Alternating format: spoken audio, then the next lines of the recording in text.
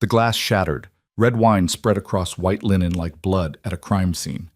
In that frozen moment, the shy waitress everyone ignored finally looked up, and the most powerful woman in the room realized she'd made a fatal mistake. This is the story of Maya Reed, the invisible girl who brought down an empire with nothing but whispered words. A tale of hidden genius, calculated revenge, and the dangerous game played between those who have everything and those with nothing left to lose. Stay until the end. Like this video. Comment your city below so I can see how far this story travels. The restaurant didn't have a name on the door. Places like Aurelius never needed one.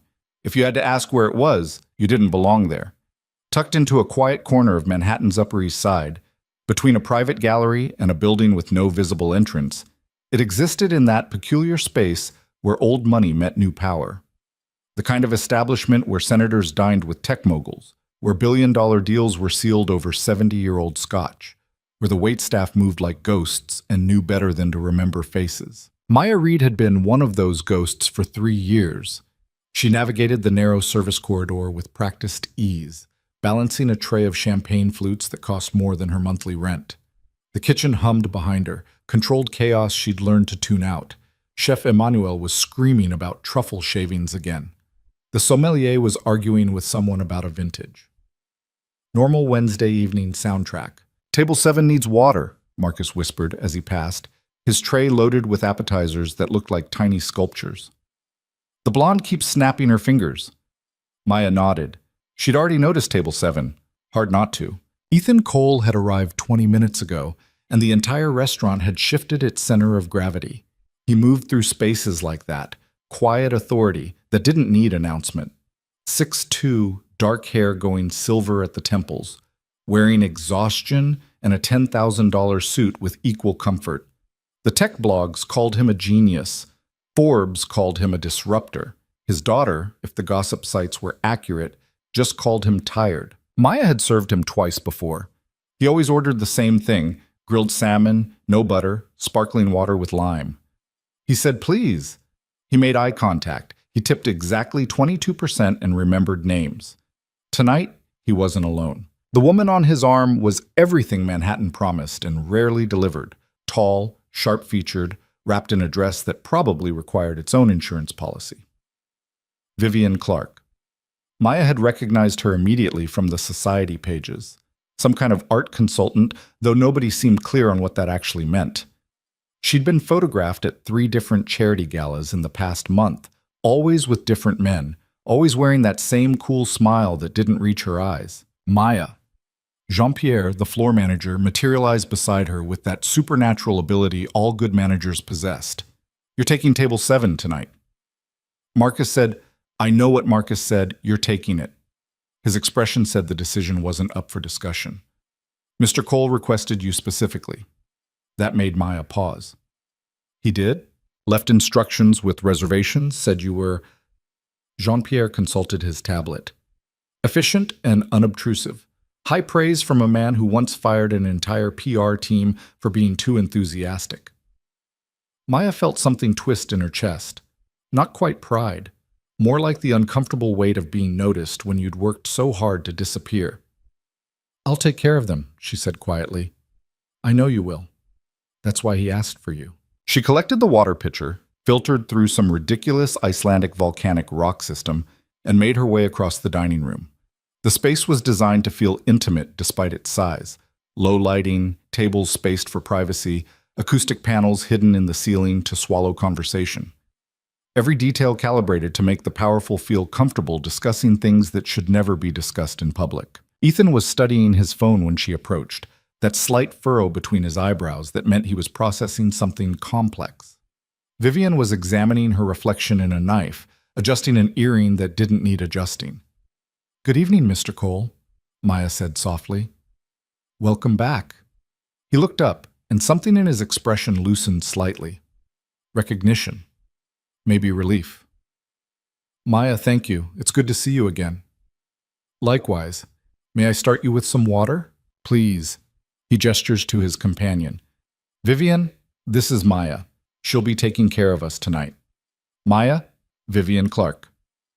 Vivian's gaze slid over Maya like she was furniture, didn't extend a hand, didn't smile, just gave a slight nod that managed to convey both acknowledgement and dismissal in a single movement. Sparkling or still? Maya asked, keeping her voice neutral. Still, Ethan said. Vivian, does it come from somewhere that matters, or is it just tap water pretending to be important? Vivian's voice had that particular edge cultivated in expensive boarding schools, crisp consonants, vowels that suggested better breeding than you'd ever possess. It's filtered through volcanic rock from Iceland, Maya replied evenly. But if you'd prefer bottled, we have several options. How charmingly defensive, still will be fine. Maya poured in silence, keeping her hand steady. She'd learned early that the best response to casual cruelty was no response at all. Let it slide past like water over stone.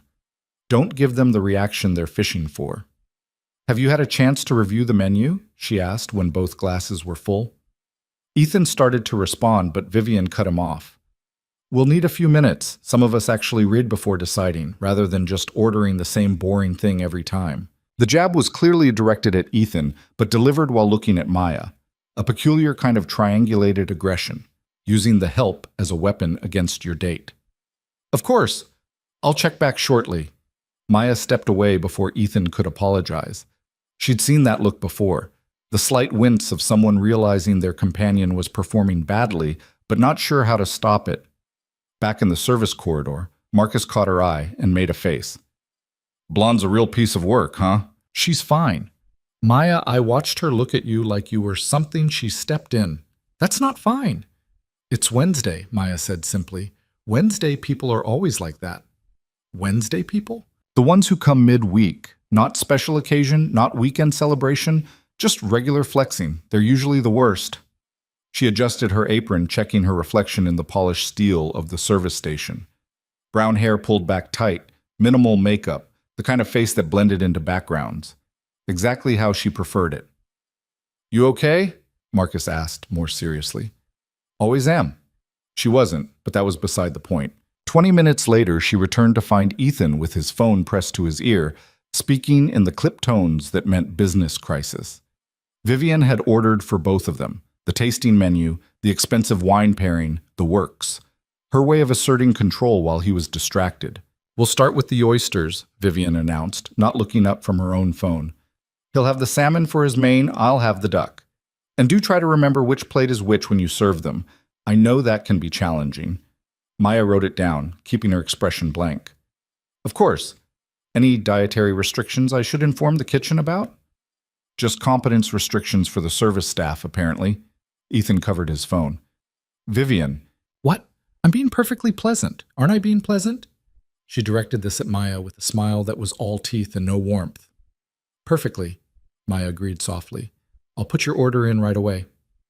In the kitchen, she relayed everything to the expo station with mechanical precision. Chef Emmanuel noticed her expression, or more accurately, her lack of one. Bad table? Just Wednesday, she said again. Ah, merde. Those are always the worst. Back on the floor, the evening settled into a familiar rhythm. She moved between her 3 other tables with easy efficiency. A couple celebrating an anniversary. A group of lawyers discussing something involving offshore accounts. A single diner who ordered the chef's tasting menu and ate in contemplative silence. Easy tables. Generous tables. The kind that made her job feel almost normal. Table 7 was the anchor dragging behind her. Vivian had shifted into full performance mode now that Ethan was off the phone. Loud enough to be heard at neighboring tables, performing sophistication like a one-woman show. She name-dropped galleries, mentioned her dear friend, who was absolutely essential at Christie's, laughed in a way that seemed designed to draw attention. Ethan was trying. Maya had to give him that. He asked questions, engaged in conversation, attempted to seem interested in a story about some artist whose name Maya didn't recognize. But his phone kept lighting up. His attention kept fragmenting. And every time he glanced at the screen, Vivian's performance escalated another notch. The oysters, Maya announced quietly, setting down the plate. Vivian examined them with theatrical skepticism. These are supposed to be from Prince Edward Island. They are. They look like they're from New Jersey. I assure you they're not. Maya kept her voice level. Chef Emmanuel has direct relationships with the suppliers. Everything is verified. How reassuring. I'm sure your chef knows best. The way she said your chef made it sound like an insult, like Maya had personally waded into the Atlantic and plucked these oysters from contaminated waters. Will there be anything else? Not at the moment. Try not to hover. It's unnerving. Maya retreated, catching Marcus's eye across the dining room. He mouthed something that looked like, "Kill me," and she almost smiled. Almost. The thing about working in a place like Aurelius was that you became invisible by necessity. The patrons didn't want to see you as human. That would complicate the fantasy. They needed you to be a service-providing mechanism, an NPC in the elaborate game of their important lives. Maya had made an art of disappearing. She'd learned it young, out of necessity rather than choice. Growing up in foster care taught you which version of invisible kept you safest. Too visible, and you became a target. Too hidden, and you got forgotten. There was a sweet spot right in the middle, present enough to avoid punishment, bland enough to avoid attention. She'd carried that skill into adulthood like a survival tool she couldn't quite put down. The evening progressed. Courses arrived and departed. Wine bottles were opened, evaluated, poured. Vivian's commentary continued like a running stream of consciousness designed to establish dominance, observations about other diners, critiques of the restaurant's design choices, pointed little jabs at Ethan's work-life balance. "You're married to that company," she said over the duck course. "I'm starting to think I'm just the mistress you parade around to prove you have a life." "That's not fair," Ethan replied, but his phone was lighting up again. "I'm sorry, this deal is always falling apart, always urgent, always more important than whatever's happening right in front of you." She took a long sip of wine. Must be exhausting, caring about things so much. Some of us have responsibilities, and some of us know how to delegate. Maya appeared at exactly the wrong moment to clear plates, catching the tail end of the exchange. Ethan looked embarrassed. Vivian looked triumphant. The dynamic between them was becoming clearer with every passing minute. She was performing power, he was performing attention, and neither of them seemed particularly happy about it. "How is everything?" Maya asked, because she had to. "Adequate," Vivian said, which was restaurant speak for, "I'm going to complain later." "The duck was excellent," Ethan offered, trying to compensate for his date's rudeness with extra courtesy. "Please give my compliments to the chef." "Of course." As Maya lifted Vivian's plate, the woman's hand shot out and gripped her wrist. Not hard, but firm enough to stop her. "You left lipstick on my water glass." Maya glanced down. The glass was spotless. "I apologize. I'll replace it immediately." "See that you do. Standards exist for a reason." The grip released. Maya collected the glasses, both perfectly clean, and walked away with measured steps. In the service corridor, she allowed herself exactly 5 seconds to close her eyes and breathe. Marcus appeared beside her. "I'm going to accidentally spill something on her." "You're not." "I'm seriously considering it." "Don't. She's not worth it." "You're a better person than me." Maya opened her eyes and looked at him. "No, I just know how to wait." Something in her tone made Marcus pause. "Maya, I need to get fresh water glasses." She moved away before he could ask questions she didn't want to answer. The thing was, Maya had noticed something during the evening. Small details that probably meant nothing individually, but added up to a pattern if you were paying attention. And Maya was always paying attention. The way Vivian's eyes scanned the room constantly, cataloging faces and evaluating net worth. The way she touched Ethan, always in public view, always when others might notice. The way she ordered the most expensive items with a particular kind of aggression, like she was proving a point to someone who wasn't even there. The way her earrings, which had seemed diamond at first glance, caught the light in a slightly wrong way. Cubic zirconia, Maya would bet money on it. Good quality, but not real. Which was fine, except Vivian had mentioned earlier they were a gift from a dear friend in Antwerp. The way her dress, despite being designer, had a faint threadbare quality at the hem. Professionally maintained, but old, rotated through multiple events. Again, fine, except it contradicted the narrative of effortless wealth Vivian was performing. The way she'd flinched, just slightly, when Ethan mentioned his daughter earlier. A micro-expression of something that looked like frustration before the smooth mask reasserted itself. None of it meant anything. All of it meant something. Maya had a particular skill set that had nothing to do with carrying trays or remembering wine pairings. She was good at reading people. at seeing the small inconsistencies between what they presented and what they were.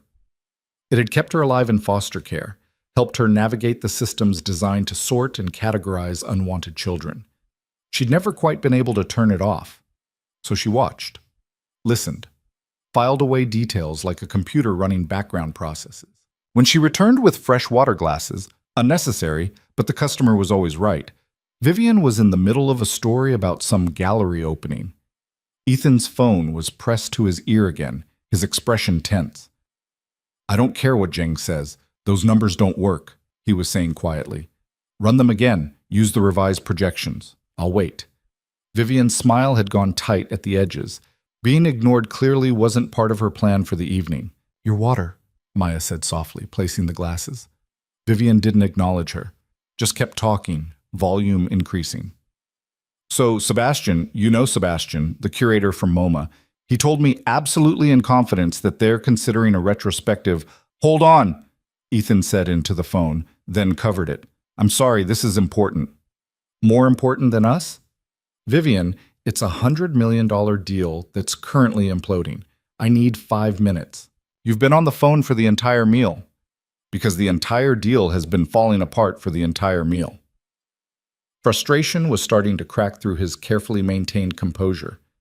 "I'm sorry, I know this isn't ideal, but I need to handle this." He stood, phone still pressed to his ear, and walked toward the restaurant's entrance where the reception area provided slightly more privacy, leaving Vivian alone at the table, leaving Vivian alone with Maya. The shift in energy was immediate.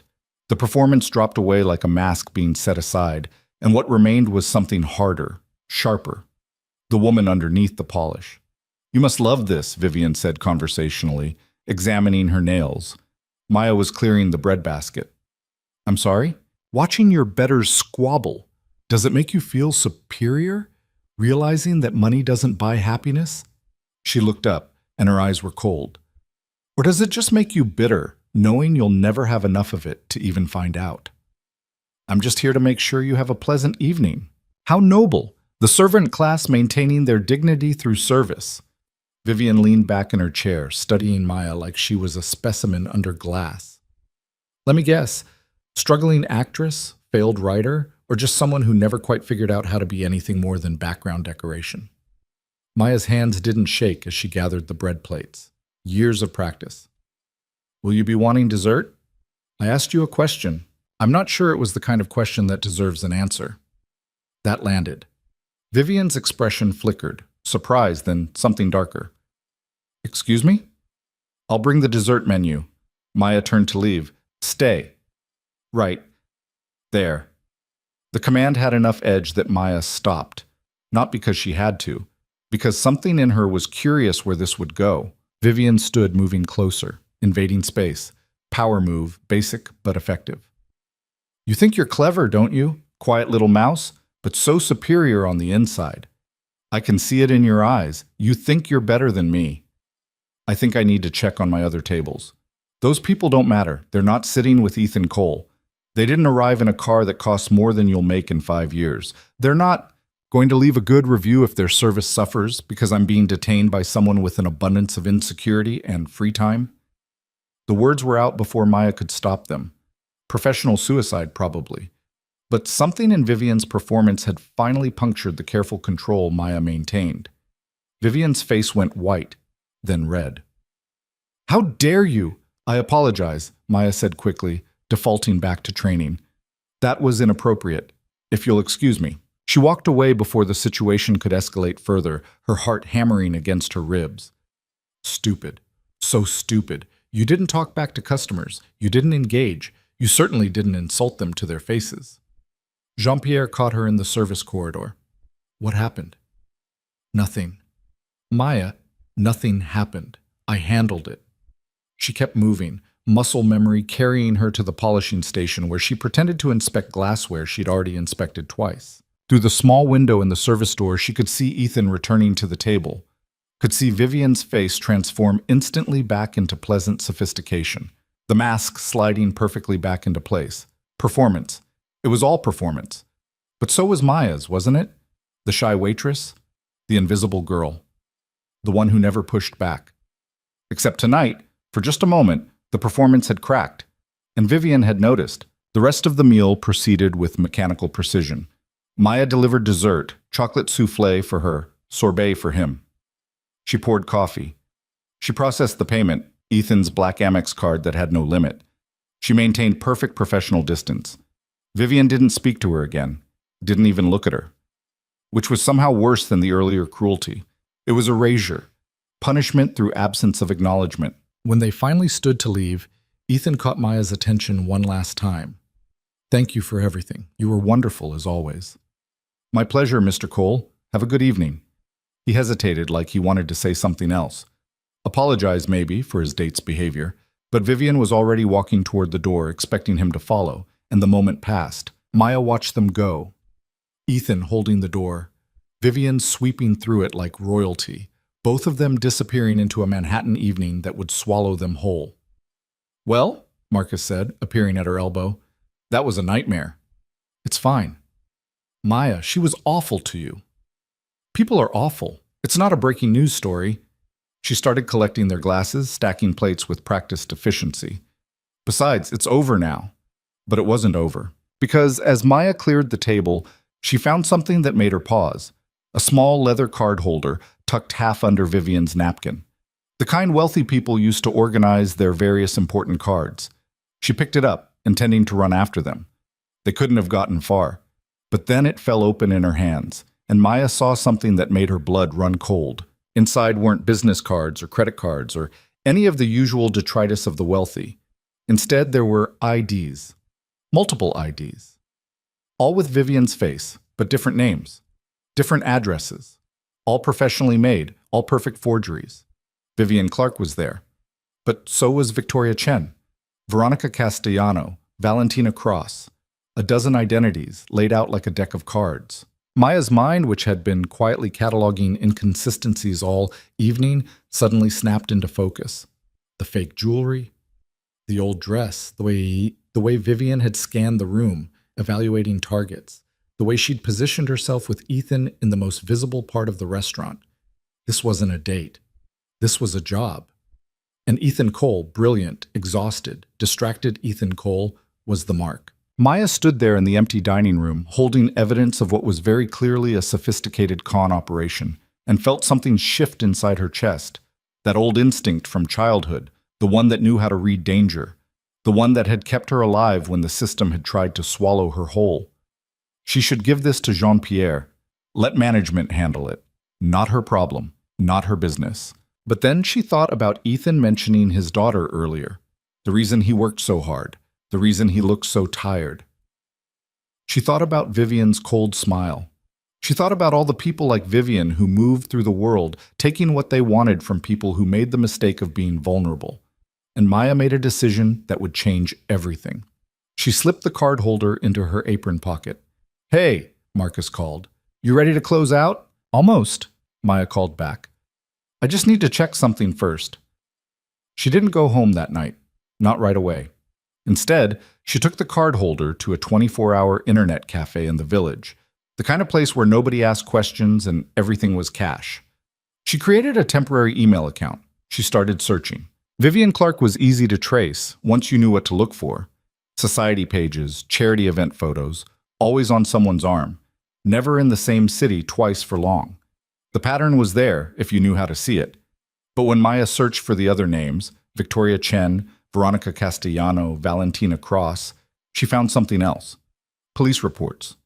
Fraud investigations. Warrants. Victoria Chen had scammed a tech investor in San Francisco out of $2 million before disappearing. Veronica Castellano had run an art forgery operation in Miami that collapsed when the FBI got involved. Valentina Cross was wanted in 3 states for identity theft and wire fraud. All the same woman.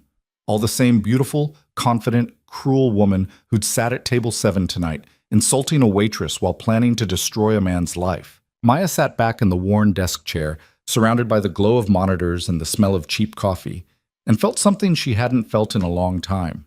Anger. Not the hot, flash kind that burned out quickly. The cold, patient kind that could wait, that could plan. The kind that understood sometimes the invisible girl had power the visible ones never saw coming. She had until morning to decide what to do with this information. To decide whether Maya Reed, shy waitress who kept her head down and her voice quiet, was going to step out of the shadows, or whether she was going to do what she'd always done: disappear. Let someone else fight the battle. Stay safe. Outside the cafe windows, Manhattan glittered with 1,000 lit windows, 1,000 stories, 1,000 people performing their lives for audiences who might or might not be watching. Maya looked at the IDs spread across the desk in front of her. Then she looked at her own reflection in the dark computer screen. And she made her choice. The morning shift at Aurelius started at 9, but Maya arrived at 7:30 with shadows under her eyes and a plan she'd spent all night constructing. The restaurant looked different in daylight, less magical, more mechanical. The illusion stripped away to reveal what it really was: an expensive stage set, waiting for actors to bring it to life. She let herself in through the service entrance, nodding to the security guard who'd long ago stopped questioning why she showed up early. "Rough night?" Carlos asked, barely looking up from his coffee. "Something like that." She made her way to the staff room, a cramped space in the basement that smelled like old coffee and the lavender spray someone kept using to mask the mold problem management refused to fix. Her locker was third from the left, combination lock she'd memorized years ago.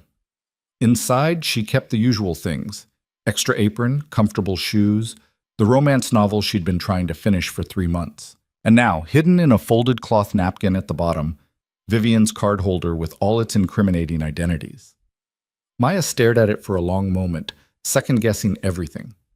In the harsh fluorescent light of morning, her midnight plan seemed less like justice and more like spectacular overreach. Who was she to get involved? A waitress who'd stumbled onto something that was absolutely none of her business. She should turn it in. Let the authorities handle it. That was the smart play. But then she remembered Vivian's voice. "You must love this. Watching your better squabble." The casual cruelty of someone who thought being invisible meant being less than human. Maya closed her locker and headed upstairs. Jean-Pierre was already in his office, reviewing reservation logs with the intensity of a general planning an invasion. He looked up when Maya knocked. "You're early. I need to talk to you about table 7 from last night." His expression shifted to concerned. "Did something happen?" Mr. Cole didn't seem upset when he left. He left something behind. His date did, actually. Maya placed the card holder on his desk. "I think you should see this." Jean-Pierre opened it, his face going through several complicated emotions in rapid succession. Confusion, then shock, then something harder to read. He was quiet for a long time. "Where did you find this?" "Under her napkin when I was clearing. I was going to run after them, but when I opened it to find a name..." Maya let the sentence trail off. "I didn't know what to do, so I brought it to you." That was mostly true. The part about not knowing what to do was a lie, but Jean-Pierre didn't need to know about her midnight research session. "These are fake," he said finally, examining the IDs with the careful attention of someone who'd seen enough forgeries to recognize quality work. "Professional grade, not something you'd get at a campus bar." "I know. And you just found this?" "She must have dropped it by accident. People get careless." Maya kept her voice neutral. "I figured you'd know what to do with it." Jean-Pierre studied her for a moment, and Maya had the uncomfortable feeling he was seeing through her careful performance. But whatever he saw, he decided not to push. "I'll handle it," he said. "Thank you for bringing it to me." That was the right call. "Of course." "Maya." He stopped her as she turned to leave. "This stays between us for now. Understood?" "Understood." She left his office feeling the first crack in her plan's foundation. She'd assumed Jean-Pierre would immediately call the police, maybe contact Ethan Cole. A simple handoff of damning evidence to people better equipped to handle it. Instead, he'd use the phrase "I'll handle it" with that particular tone that meant the opposite of transparency. The morning prep shift was mechanical work that her body could do while her mind spun elsewhere. Folding napkins, polishing silverware, checking that every table setting met Aurelius's exacting standards. Marcus arrived at 8, full of gossip about some drama with the night bartender. "Are you even listening?" he asked after several minutes of monologue. "The bartender slept with the sommelier's ex," Maya recited. "Now there's tension about the wine recommendations." "Okay, you were listening. You just look like you're somewhere else." "Didn't sleep well." Still thinking about that horrible woman from last night? Maya set down the water glass she'd been polishing for too long. Do you ever wonder about the people who come here? Like, really wonder? Where their money comes from? What they do when they leave? Marcus considered this. Not really. I figure that's their business, not mine. Why? No reason. But there was a reason, and it was eating at her. Because the more she thought about it, the more she realized she'd made a critical miscalculation. She'd assumed exposing Vivian would be simple. Show the evidence, let justice happen, move on with her life. Except nothing involving people like Ethan Cole was ever simple. She found out just how complicated at 10:15 when Jean-Pierre called her back to his office. This time, he wasn't alone. A man in an expensive suit, not quite as expensive as Ethan's, but close, stood by the window, radiating the particular energy of someone used to being the most important person in any room. Maya, this is Daniel Rothstein. He's Mr. Cole's head of security. Security, not legal, not police. Private security, which meant this was being handled outside normal channels. Ms. Reed. Rothstein's handshake was firm, evaluating. I understand you found something last night that belongs to Ms. Clark.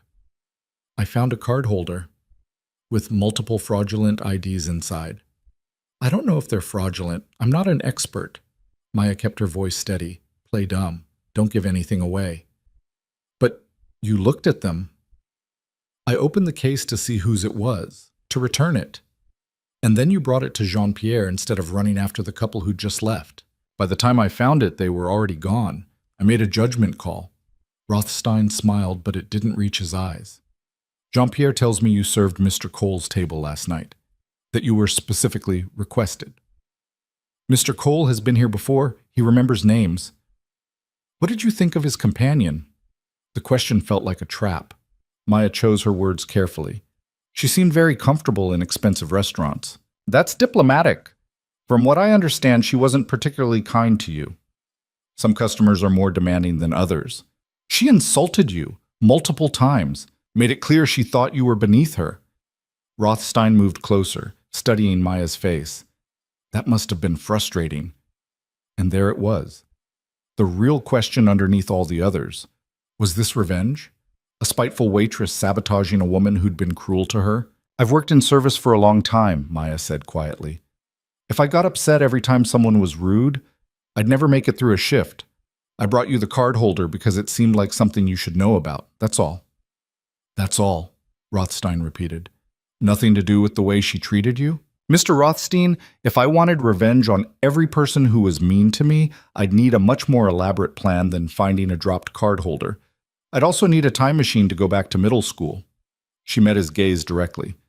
I'm good at my job because I don't take things personally. This seemed important, so I reported it. The silence stretched out. Jean-Pierre looked uncomfortable. Rothstein looked calculating. Finally, he nodded. Thank you for your time, Ms. Reed, and for your discretion. I trust this conversation stays confidential? Of course. We'll need to keep the card holder. Evidence. I assumed.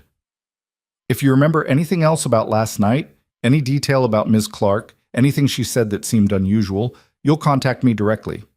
He handed her a business card. Plain white. Just a name and phone number. The kind of card that screamed expensive discretion. I will. Back on the floor, Maya's hands were shaking slightly as she set tables for lunch service. She'd just been interrogated by private security. Not police. Private.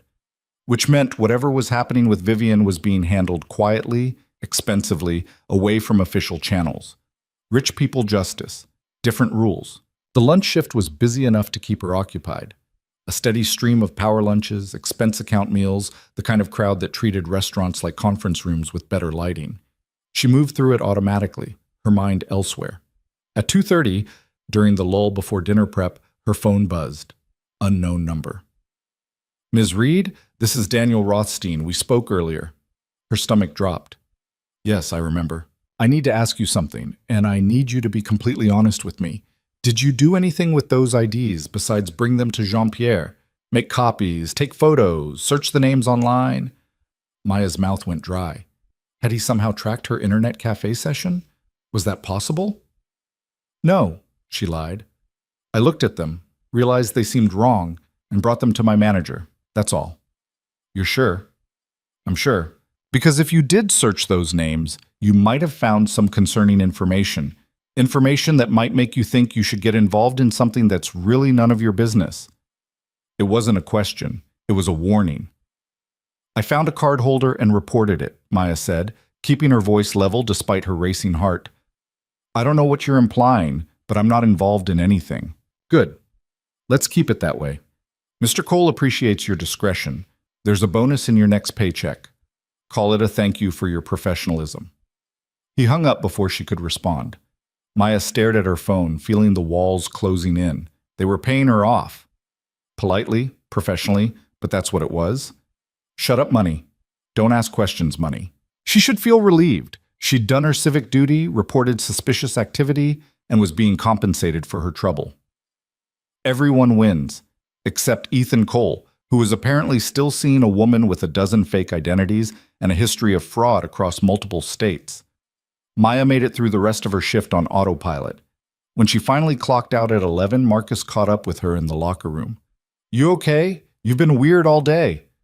I'm fine. Maya, I've known you for 3 years. You're never fine. You're just varying degrees of handling it. Today, you look like you're barely handling it. She wanted to tell him, wanted to unload the whole complicated mess onto someone who might understand. But Rothstein's warning was clear: discretion, silence, stay out of it. Just tired, she said instead. Didn't sleep well. The woman from last night is still bothering you. Yeah, that was true enough. Something like that. Marcus studied her for a moment, then pulled her into a quick hug. Whatever it is, you don't have to carry it alone. You know that, right? I know. But she did have to carry it alone, because telling Marcus meant involving him, and she wouldn't do that. This mess was hers. She took the subway home to her studio in Washington Heights, a tiny apartment with a view of a brick wall and rent that still took half her paycheck. Home felt like a relief after the day's tension. She locked the door, kicked off her shoes, and immediately opened her laptop. The internet cafe had been a decent precaution, but she needed more information, needed to understand what she was really dealing with. She created another temporary email account, this time routing through a VPN she'd set up years ago for reasons she could barely remember. Paranoia from her foster care days, when privacy felt like the only thing she could control. Then she started digging deeper into Vivian Clark's history. The woman was a ghost, or rather, several ghosts layered on top of each other. Each identity had a carefully constructed online presence. Social media accounts, professional profiles, even some articles mentioning attendance at charity events. But none of it went back more than a few years. No childhood photos. No college history. Nothing before the persona emerged fully formed. Classic signs of constructed identity. Maya found a pattern in the men Vivian targeted. All wealthy, all recently single or divorced, all with children they were devoted to. The profile was specific enough to be deliberate. She wasn't just looking for money. She was looking for a particular kind of vulnerability. Ethan Cole fit perfectly. Widower, single father, building an empire while trying to raise a daughter alone. The kind of man who might overlook red flags because he was too tired to see them, too isolated to trust his instincts, too desperate for connection to question whether it was real. At 3 a.m, Maya found something that made her stop cold. A blog post from 6 months ago, written by a man named Richard Castellano. His wife, Veronica, had disappeared, taking $4 million from their joint accounts. The police couldn't find her. Private investigators came up empty. She'd vanished like smoke. But Richard had posted photos from happier times, and there was Veronica Castellano smiling at a charity gala in Miami, the same woman who'd sat at table 7 calling Maya furniture. The post was bitter, angry, devastated. Richard warned other men to be careful, said his wife had seemed perfect until she wasn't. Said the signs were there, but he'd been too in love to see them. He'd lost everything: his money, his dignity, his ability to trust. Maya sat back, feeling sick. This wasn't just fraud. This was destruction. Deliberate, calculated destruction of people's lives. And Ethan Cole was next in line. She should let Rothstein handle it. He clearly knew something was wrong. He had the resources to investigate properly. This wasn't her problem to solve. But Rothstein had paid her off and told her to stay quiet, which meant Maybe he wasn't trying to protect Ethan. Maybe he was trying to protect the company. The deal Ethan kept taking calls about. The $100 million arrangement that was apparently imploding. What if Vivian wasn't working alone? What if this was bigger than one con artist with fake IDs? Maya's phone buzzed, making her jump. Unknown number again. She almost didn't answer, but something made her pick up. Hello? Miss Reed, I apologize for calling so late. Not Rothstein this time. This voice was familiar, exhausted, and instantly recognizable. Ethan Cole. Mr. Cole, Maya said carefully. Is everything all right? I'm not sure. Daniel Rothstein told me about the cardholder you found. Vivian's cardholder. I'm sorry, I didn't mean to cause any trouble. You didn't cause anything. You prevented it. He was quiet for a moment. Can we meet? I'd like to talk to you about what you found, about what you saw last night. Every instinct Maya had screamed warning. This was the moment to back away, to say she'd already told Rothstein everything, to maintain the boundary between server and served. When? She heard herself ask instead. Now, if possible. I know it's late. I can send a car. Where? Somewhere private. Not the restaurant. Not my office. He sounded almost desperate. I have a daughter, Ms. Reed, and I think the woman I've been seeing might be trying to destroy my life. I need to know if I'm paranoid or if my instincts are right. Maya closed her eyes. This was it. The moment of choice. Stay invisible and safe or step into something that could consume her. There's an all-night diner on 187th Street, she said. It's not fancy, but it's quiet. Text me the address. I'll be there in 30 minutes. He hung up. Maya sat in her tiny apartment, surrounded by the research she definitely wasn't supposed to have done, about to meet with a billionaire at 3:30 in the morning to discuss his girlfriend's criminal history. She thought about her entire career of staying invisible, of keeping her head down, of being the person nobody noticed. Then she grabbed her jacket and headed out into the Manhattan night. The diner was called Stella's, and it had been serving terrible coffee and decent pancakes to insomniacs and night shift workers for 40 years. Maya had discovered it her first week in the city, when loneliness and jet lag had left her wandering the streets at 4 in the morning. She slid into a corner booth and ordered coffee she didn't need. The place was nearly empty. Just her, a tired-looking nurse, and a man reading a newspaper from 3 days ago.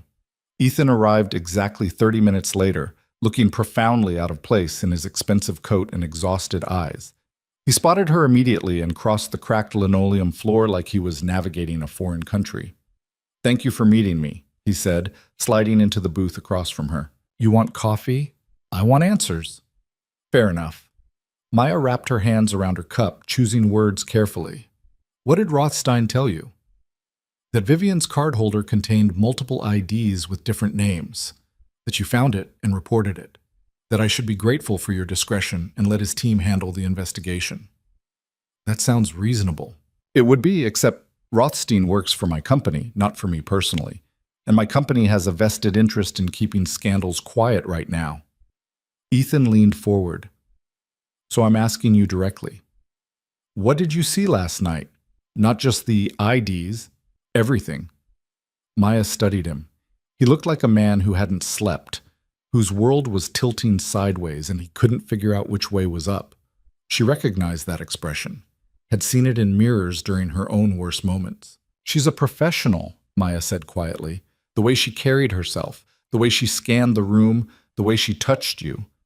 Always in public view. It wasn't random, it was calculated. You got all that from serving dinner? I got that from watching people my entire life. You learn to read patterns when you grow up in foster care. It's survival. Something shifted in Ethan's expression. Understanding, maybe. You see things other people miss. I see what people show me. Vivian was showing everyone a performance, but performances have tells. Like fake jewelry and old dresses, Ethan said, and Maya realized he'd been watching too. I noticed.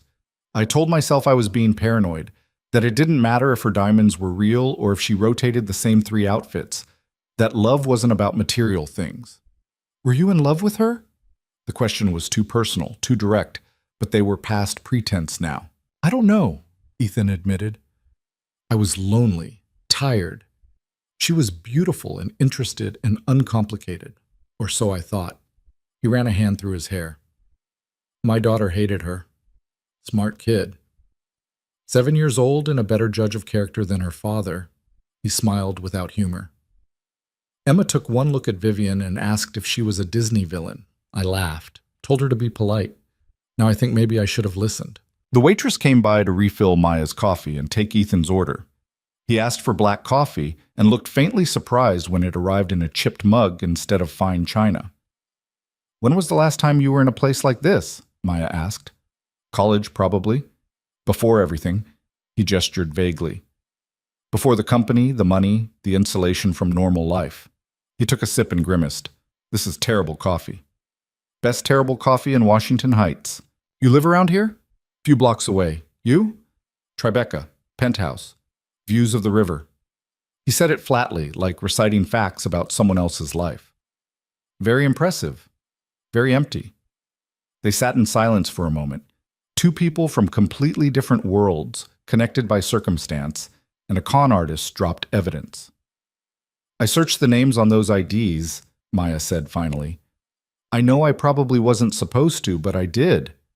Ethan's expression hardened. "And?" Vivian Clark doesn't exist before 3 years ago, but Victoria Chen scammed a tech investor in San Francisco. Veronica Castellano ran an art forgery ring in Miami. Valentina Cross is wanted in 3 states. She paused. "They're all the same woman." "How bad?" "Millions of dollars. Ruined lives. One man lost everything and posted about it online, warning others. She has a pattern. Recent widowers or divorcees, successful, devoted to their children. She finds their vulnerability and exploits it." Ethan closed his eyes. "The deal. The $100 million acquisition. She's been very interested in it. Asked questions that seemed casual but were actually very specific. Details about the buyers, the timeline, the financing structure." "Industrial espionage," Maya said. "Or setting you up for fraud. Maybe both." "I need to end this, now, tonight." Rothstein answers to my board of directors, who would rather bury a scandal than address it. They don't want police involvement right before a major deal closes. They want quiet management. His voice was bitter. "But I have a daughter who's going to grow up reading about her father online. I have employees whose jobs depend on this company's reputation. I have—" He stopped, jaw working. "You have people counting on you," Maya finished quietly. "Yes." "So what are you going to do?" Ethan looked at her across the table. This waitress he barely knew, who'd somehow become the only person he could trust with the truth. "I'm going to expose her," he said. "Publicly, completely, before she can disappear again." He leaned forward. "But I need help. Someone who sees what I miss. Someone who knows how to be invisible when necessary." "You want me to help you catch a con artist?" "I want you to help me protect my daughter from growing up knowing her father was too blind to see the truth, that he let someone destroy everything out of loneliness and stupidity." Maya should say no. Should walk away from this mess before it consumed her. She was a waitress, not a detective, not a hero, just someone trying to survive in a city that ate people like her for breakfast. But she thought about Vivian's cold smile, about Richard Castellano's destroyed life, about Emma Cole, 7 years old, and asking if the pretty lady was a villain. "What's your plan?" she asked. Ethan's expression shifted to something harder, more focused. This was the man who'd built an empire from nothing. "Vivian's hosting a charity gala tomorrow night. She's on the planning committee. It's at the Metropolitan Club, very high profile. She'll be in her element, surrounded by potential future marks. You want to expose her there. I want to make it impossible for her to disappear quietly, in front of cameras, witnesses, people who matter in her world of targets. That's not just exposure. That's annihilation. She's tried to destroy me, my family, my company. She deserves annihilation." Maya understood that anger, had felt it herself more times than she could count.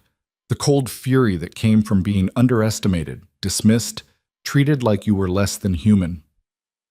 "I'll help you," she heard herself say. "But we do this right. No half-hearted measures. If we're burning her world down, we burn it completely." Ethan extended his hand across the table. "Partners?" Maya shook it, feeling the weight of the decision settle over her like a cloak. "Partners," She'd just agreed to help a billionaire take down a professional con artist at a charity gala for Manhattan's elite. The invisible waitress was about to step into the spotlight, and there was no going back. They had 18 hours to build a trap that wouldn't snap back on them. Maya left the diner at 4:30 in the morning with Ethan's private number in her phone and a plan that felt equal parts brilliant and insane. The subway ride back to her apartment was empty except for a man sleeping across 3 seats and her own racing thoughts. She should be terrified, should be second-guessing everything. Instead, she felt something she hadn't felt in years: purpose. Like all those skills she'd developed just to survive were finally being used for something that mattered. Her phone buzzed as she unlocked her apartment door. Ethan. I need everything you found, every search result, every detail about her other identities. Send it to this email address. Maya hesitated. Sending evidence meant leaving a trail, making herself vulnerable, but they were past the point of half measures. She forwarded everything from her temporary accounts, then deleted the accounts themselves, covering tracks while simultaneously burning bridges. The contradiction wasn't lost on her.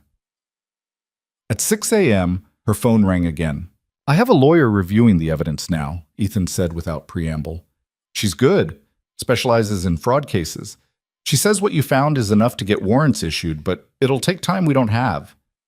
So we go ahead with the gala plan. We go ahead.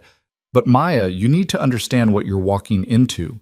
These people, the ones who'll be at that event, they're not like the customers at Aurelius. They're a different level of wealth, different level of protection. If this goes wrong, they'll destroy you to protect their world. I've been destroyed before. I'm still here. The line went quiet for a moment, then, how old were you when you went into foster care? 6. House fire. Parents didn't make it out. The facts came out flat, practiced. She told this story so many times it didn't feel like hers anymore. Bounced around until I aged out at 18. Nothing dramatic, just the usual system failures. I'm sorry. Don't be. It taught me how to disappear when I needed to. Might be useful tonight. Tonight you're going to do the opposite of disappearing. There was something in his voice she couldn't quite read.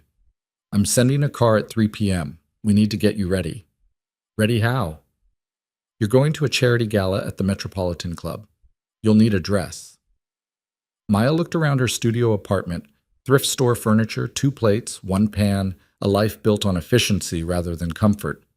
I don't really do fancy dresses. I'm sending someone to handle it. Just trust me. Please. He hung up before she could argue. Maya managed 3 hours of restless sleep before her alarm dragged her back to consciousness. She called Jean-Pierre and lied smoothly about a family emergency, needing the night off. He wasn't happy, but he granted it. Another bridge quietly burning. The car arrived exactly at 3. Not a taxi, a town car with a driver who held the door open and called her Miss Reed like she was someone important. The surreal feeling intensified when they pulled up to a boutique in Soho that definitely didn't have prices in the window. Inside, a woman who introduced herself only as Diane was waiting with the kind of smile that suggested she'd seen everything and judged none of it. Mr. Cole explained the situation, Diane said, leading Maya past racks of clothes that probably cost more than her yearly rent. We need something that lets you blend with the crowd, but doesn't make you invisible. A careful balance. I'm good at invisible. Tonight you need to be memorable, but not for the wrong reasons.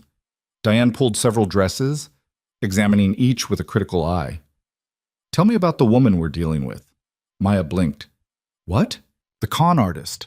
Mr. Cole said you've studied her. What does she wear? How does she present? Designer labels, but older pieces.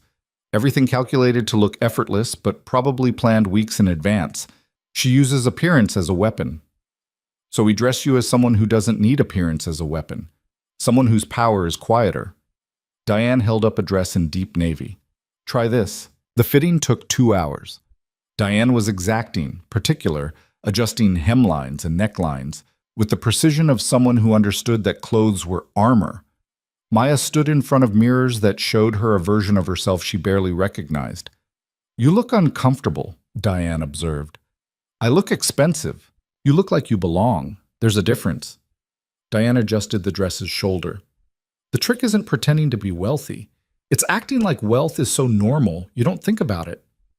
Can you do that? Maya thought about all the years watching rich people at Aurelius, learning their patterns, their tells, their casual arrogance that came from never being questioned. Yes, she said, I can do that. By the time she left the boutique, she had a dress, shoes that were surprisingly comfortable, and a small clutch that probably cost more than her security deposit. The car took her back to her apartment, where she discovered Ethan had also sent a makeup artist and hairstylist. This is insane, Maya told the mirror. This is preparation, the makeup artist corrected, already studying Maya's face with professional intensity. Mr. Cole wants you to look the part. We're here to make that happen. 2 hours later, Maya stared at her reflection and barely recognized herself. The transformation wasn't dramatic, no heavy makeup or elaborate hair. Instead, it was subtle, refined, the kind of polish that whispered old money rather than screaming new wealth. Perfect, the stylist said. Now you look like someone who's always belonged. Ethan's car arrived at 7. This time he was inside, wearing a tuxedo that probably cost more than her first car. He looked up as she slid in beside him, and something flickered across his face. You look out of my depth? Dangerous, he finished, in a good way. The drive to the Metropolitan Club took 20 minutes through evening traffic. Ethan spent most of it on his phone, coordinating with people Maya couldn't see. She caught fragments of conversation. Lawyers, security, someone named Jennifer, who seemed to be managing crisis communications. Second thoughts? Ethan asked when he finally put the phone down. Third and fourth thoughts. But I'm still here. Why? You could have walked away, should have walked away. Maya considered the question. Why was she doing this? Revenge against Vivian for being cruel? Justice for the men she'd scammed? Some misguided white knight complex? When I was 14, she said slowly, I had a foster mother who stole my birthday money. $200 my aunt had sent. The only family I had left, and this woman took it to buy cigarettes and scratch tickets. Maya looked out at the passing city. I reported it. Caseworker didn't believe me, said I was causing trouble. I got moved to a worse home as punishment for speaking up. That's horrific. That's normal. That's what happens when you're powerless. The people with authority protect each other, and you get crushed for trying to tell the truth. She turned to face him. So maybe I'm doing this because someone should have believed me. Because someone should have listened when I said something was wrong. Ethan was quiet for a long moment. I believe you. For what it's worth. It's worth a lot, actually. The Metropolitan Club rose before them like a monument to old New York money. Marble columns, brass fixtures, the kind of establishment that had been hosting the wealthy since before income taxes existed. A red carpet led to the entrance, flanked by photographers waiting to capture the evening's attendees. Maya's stomach dropped. I didn't realize there would be press. Charity gala. They always have press. Ethan straightened his bow tie. Stay close to me. Don't talk to reporters unless I indicate it's okay. If anyone asks who you are, you're a consultant working with my company. Which is technically true. Consulting on what? Risk assessment. Also technically true. The car pulled to a stop. A valet opened the door and suddenly they were stepping out into camera flashes and murmured speculation. Ethan's hand found the small of her back, proprietary but professional, guiding her past the photographers who were calling his name. Mr. Cole, who's your date? Ethan, are you and Vivian Clark still together? Is this business or pleasure? He ignored all of them with the practiced ease of someone who'd learned that responding only encouraged more questions. They swept through the entrance and into a world Maya had only seen from the service side. The club's grand ballroom was stunning in that understated way only old money could achieve. Crystal chandeliers that were probably original, artwork that belonged in museums, tables set with china that had likely been in the club's collection for a century. And everywhere, the beautiful people of Manhattan's elite, glittering and dangerous as broken glass. There she is, Ethan murmured. Maya followed his gaze to find Vivian holding court near the bar, surrounded by men in tuxedos who hung on her every word. She wore red tonight, bold, dramatic, designed to be the center of attention. And she was. People orbited her like she was the sun. She doesn't know you're here, Maya said. No, I told her I couldn't make it. Business emergency. Ethan's jaw was tight. She was disappointed but understanding. Said she'd represent us both. Has she seen you yet? Not yet, but she will. As if summoned by their attention, Vivian's gaze swept the room and landed on Ethan. For just a moment, less than a second, her composure cracked. Surprise. Maybe concern. Then the mask was back, and she was smiling, excusing herself from her admirers, gliding across the floor toward them. Ethan, I thought you couldn't make it. Her voice was warm, delighted, perfect. Then her eyes landed on Maya, and the warmth cooled several degrees. And you brought the waitress. How unexpected. Maya was kind enough to accompany me on short notice, Ethan said smoothly. You remember her from Aurelius. How could I forget? Vivian's smile was razor sharp. Though I'm surprised to see her in guest clothing rather than an apron. Did you get lost looking for the service entrance? I found exactly what I was looking for, Maya said quietly. Sometimes things aren't where you expect them to be. The double meaning wasn't subtle. Vivian's eyes narrowed slightly, reassessing, realizing perhaps that the timid waitress had claws. Well, isn't this cozy? The three of us. Vivian looped her arm through Ethan's, asserting ownership. Ethan, darling, there are some people you simply must meet. Major donors, very important for your... Actually, I need to speak with you privately. Ethan's tone was harder now, less performative. About something urgent. Here? Now? Yes, here, now. Something dangerous flickered in Vivian's expression before she smoothed it away. Of course. Anything for you. She glanced at Maya. Do you mind waiting here? Unless you'd prefer to find the kitchen. I'm sure they need help. I'm fine right where I am, Maya said. Ethan and Vivian moved away toward a quieter corner of the ballroom. Maya watched them go, her heart hammering. This was it. The moment everything either came together or fell spectacularly apart. Champagne? A waiter appeared at her elbow with a tray. Thank you. Maya took a glass she had no intention of drinking, props for nervous hands. You're here with Ethan Cole. The voice came from her left, a woman in her 60s wearing diamonds that could fund a small country. I'm Margaret Ashford. I sit on the board of his company. Oh no. Maya Reed, nice to meet you. You're very young to be dating someone like Ethan. We're not dating. I'm consulting for his company. On what? You look barely old enough to have graduated college. Maya felt the familiar flush of being underestimated. But instead of shrinking away, she channeled every wealthy person she'd ever observed at Aurelius. Risk assessment. I have particular insight into pattern recognition and threat evaluation. How fascinating. Margaret's tone suggested it was anything but. And what threats have you identified? Before Maya could answer, raised voices cut through the ambient party noise. Ethan and Vivian, their private conversation no longer so private. People were starting to notice. You're being ridiculous, Vivian's voice carried across the ballroom. I don't know what that waitress told you, but her name is Maya, and she told me the truth, which is more than you've done since we met. The room was quieting now, conversations trailing off as people turned to watch. This was better than any entertainment the gala could have planned. Real drama, unfolding in real time. Excuse me, Maya murmured to Margaret, moving closer to where Ethan and Vivian stood. She needed to be near when this broke open, needed to see Vivian's face when the walls came down. I have been nothing but honest with you, Vivian was saying, her voice tight with controlled fury. If you're going to believe some nobody server over me, then maybe we need to reevaluate this entire relationship. Show me your ID, Ethan said flatly. What? Your identification, driver's license, passport, social security card. Show me any of them. Vivian's laugh was brittle. This is absurd. You're making a scene. Then make it easy. Prove me wrong. Show everyone here who you really are. The silence in the ballroom was complete now. 100 wealthy people watching one of their own get called out. This was the kind of spectacle they'd gossip about for months. Vivian's composure was fracturing. I don't have to prove anything to you. Because you can't. Ethan's voice was carrying now, projecting to the entire room. Because Vivian Clark doesn't exist. Not really.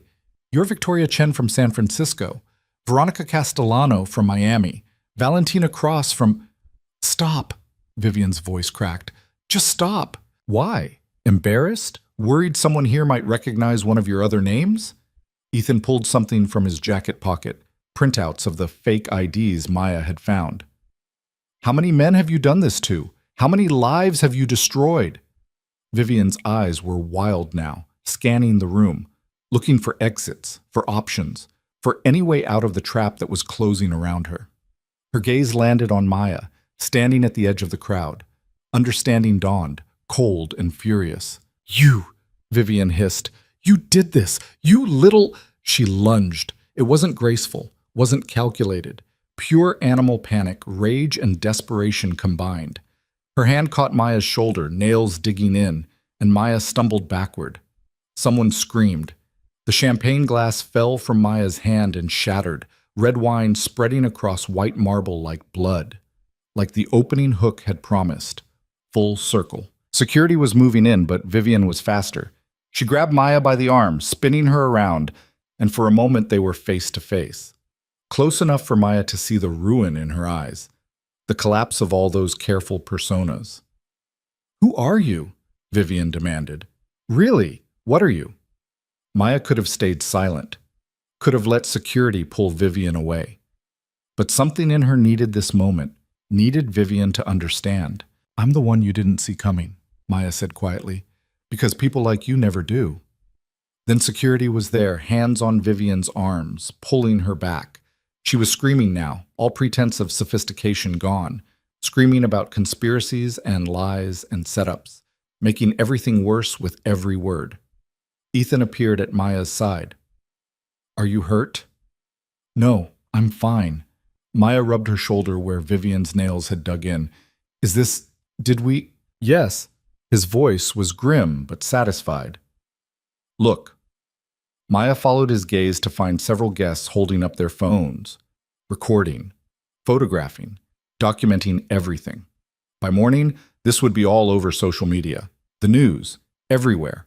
Vivian Clark's carefully constructed world was burning down in real time, and everyone was watching. Two men in suits that screamed federal agent appeared at the club's entrance.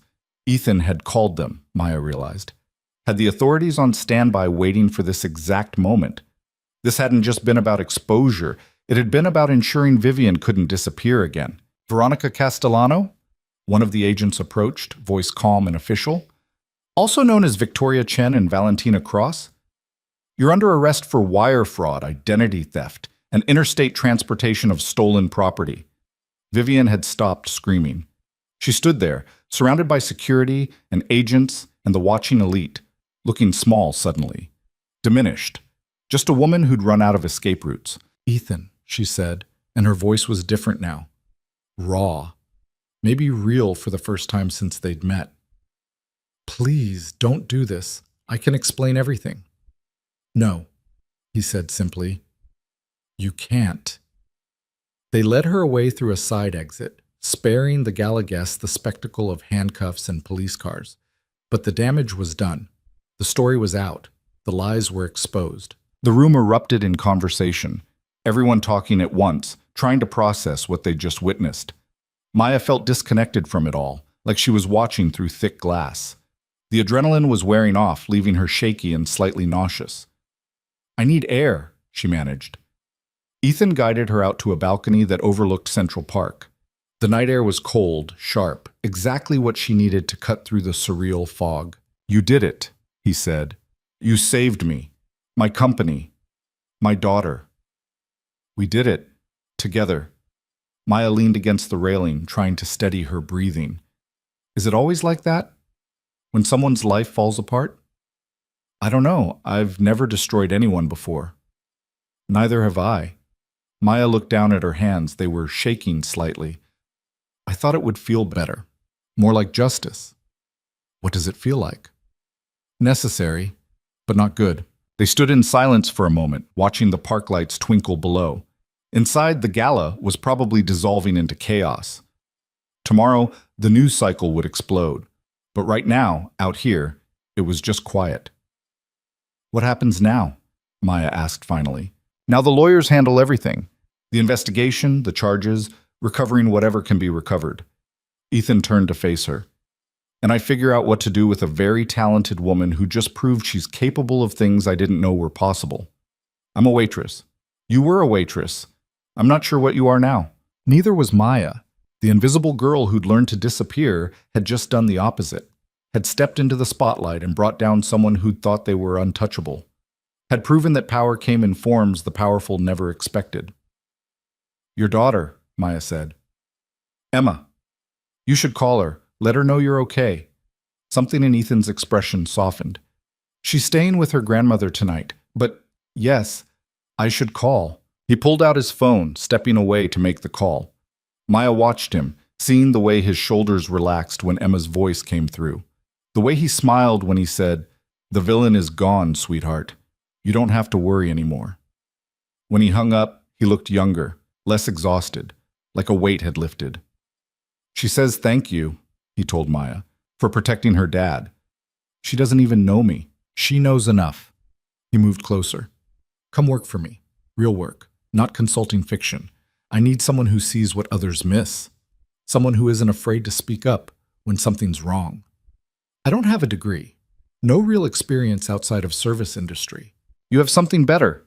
You have instinct and courage and the ability to read people like books." He was serious now, intent.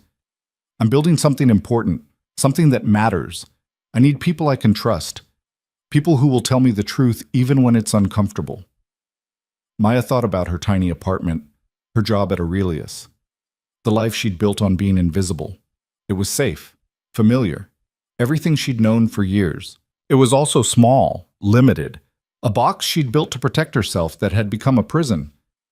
"I don't know how to be visible," she admitted. "I've spent my entire life learning how to disappear." Then maybe it's time to learn something new. Inside, someone was calling Ethan's name, probably Margaret Ashford or another board member wanting to discuss the evening's drama. The real world, pressing back in. "I need to go deal with this," Ethan said, "but think about my offer. Take whatever time you need. Just think about it." He went back inside, leaving Maya alone on the balcony. She looked down at the dress she was wearing, the expensive shoes, the version of herself that had walked into this gala and set a trap that worked. Who was this person? Not the Maya who served tables and kept her head down. Someone else. Someone who'd made a choice to step forward instead of back. Her phone buzzed. Marcus, checking in after her supposed family emergency. "You okay? Need anything?" She should tell him she was fine, make up more lies to maintain the fiction. Instead, she typed the truth. "Something happened tonight. Something big. I'll explain tomorrow, but I think my life just changed." His response came immediately. "Good change or bad change?" Maya looked out at the Manhattan skyline, glittering with possibilities she'd never let herself consider before. Thought about Vivian in handcuffs. Ethan on the phone with his daughter. The invisible waitress who'd stepped into power and found it fit better than she'd expected. "Good," she typed back. Definitely good. She didn't know what came next, didn't have a plan beyond getting through tomorrow, but for the first time in years she felt something other than the quiet desperation of just surviving. She felt alive. Inside the ballroom, someone had turned the music back on. The party was recovering, adapting, already turning tonight's drama into the kind of story they'd tell at future events. Life continued, it always did. Maya took one last breath of cold air, squared her shoulders, and walked back inside. Not as the invisible girl. As someone who'd learned that sometimes the most powerful thing you could do was refuse to disappear when people tried to erase you. The gala continued around her. People stared, whispered. Some brave souls approached with questions she deflected with practiced ease. The skills from years of service work repurposed, keeping boundaries, managing expectations, staying in control. Margaret Ashford found her near the dessert table. That was quite the performance. It wasn't a performance. It was evidence. Same thing in our world. Margaret studied her with new interest. "Ethan's offered you a position, hasn't he?" "How did you—" "Because I know how he operates. He finds talent in unexpected places, values loyalty over credentials." She paused. "Take the job. Someone like you who sees the angles others miss, you'll do well." "You don't even know me." I know you brought down a con artist who was working her way through Manhattan's wealthiest men. I know you did it without making yourself the story. That takes intelligence and restraint." Margaret handed Maya her card. "When you're ready to navigate corporate politics, call me. You'll need a guide." She walked away, leaving Maya holding a business card that probably represented more connections than she'd made in her entire life. The evening wound down eventually. Guests departed, whispering among themselves about the scandal they'd witnessed. Vivian's name would be poisoned now. Her face would be everywhere, attached to warnings and exposés. The destruction was complete. Ethan found Maya as the last guests were leaving. "Come on, I'll give you a ride home." In the car, they sat in comfortable silence, processing, recovering, coming down from the adrenaline high of a plan that had actually worked. "Thank you," Ethan said, finally. "I know I already said it, but I mean it. Thank you for giving me back my life." "You're welcome." Maya looked out at the passing city. "And thank you for showing me I could be more than invisible." "You were never invisible. You just made everyone think you were. There's a difference." Maybe there was. Maybe Maya Reed, the girl who'd learned to disappear as survival, had always been someone else underneath. Someone who was tired of hiding, tired of being underestimated, tired of watching people like Vivian move through the world, taking what they wanted while people like her cleaned up the mess. The car pulled up to her building in Washington Heights. Ethan looked at it. The tired facade, the security gate that barely worked, the neighborhood that was gentrifying but not there yet, and didn't comment, just saw it, acknowledged it. "Think about my offer," he said. "No pressure. But I meant what I said. You have a gift. It would be a shame to waste it serving people who can't see what you're worth." "I'll think about it," Maya promised. She rode the elevator to her floor, let herself into her tiny apartment, and finally, took off the expensive shoes that had carried her through the most surreal night of her life. In the bathroom mirror, she studied her reflection. The makeup was smudged now, the hair coming down. But underneath, she could still see it. The person who'd looked Vivian in the eye and refused to back down. The person who'd helped bring justice to someone who thought they were above it. She was still there, still real. Maya Reed had stepped out of the shadows, and she wasn't going back. Morning came too fast and too bright, sunlight cutting through the cheap blinds Maya had been meaning to replace for 2 years. Her phone was already buzzing before she'd fully opened her eyes. Text messages. Missed calls, the world demanding her attention in ways it never had before. The first message was from Marcus, sent at 6 a.m. "Maya, you're all over the news. Call me." She sat up, heart already racing, and opened her news app. The top story hit her like cold water. Billionaire Ethan Cole exposes con artist at charity gala. Below it, a photo. Vivian being led away by federal agents, her face a mask of rage and ruin. And in the corner of the frame, barely visible but definitely there, Maya, standing beside Ethan, wearing that navy dress and an expression of grim satisfaction. Her phone rang. Unknown number. She answered cautiously. "Miss Reed, this is Amanda Chen from the New York Times. I was hoping to get a statement about your involvement in last night's events at the Metropolitan Club." Maya hung up without responding. Her hands were shaking. The phone rang again immediately. Different number. "Maya Reed? Channel 7 News. We'd love to have you on." She hung up again, then turned off her phone completely. In the sudden silence of her apartment, reality crashed down. She'd wanted Vivian exposed, had wanted justice, consequences, the whole spectacular fall from grace.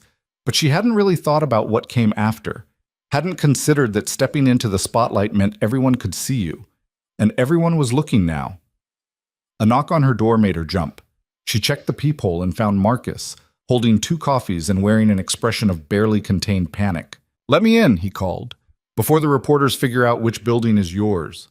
Maya opened the door. "Reporters?" "There's a van downstairs, news crew setting up." "Maya, what the hell happened last night?"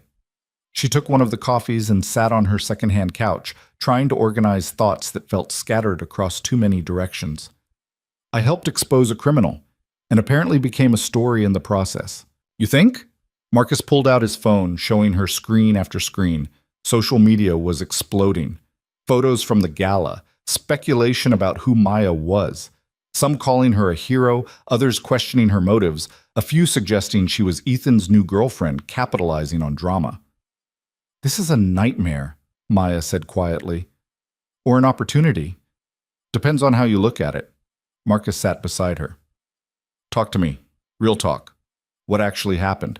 So Maya told him. All of it.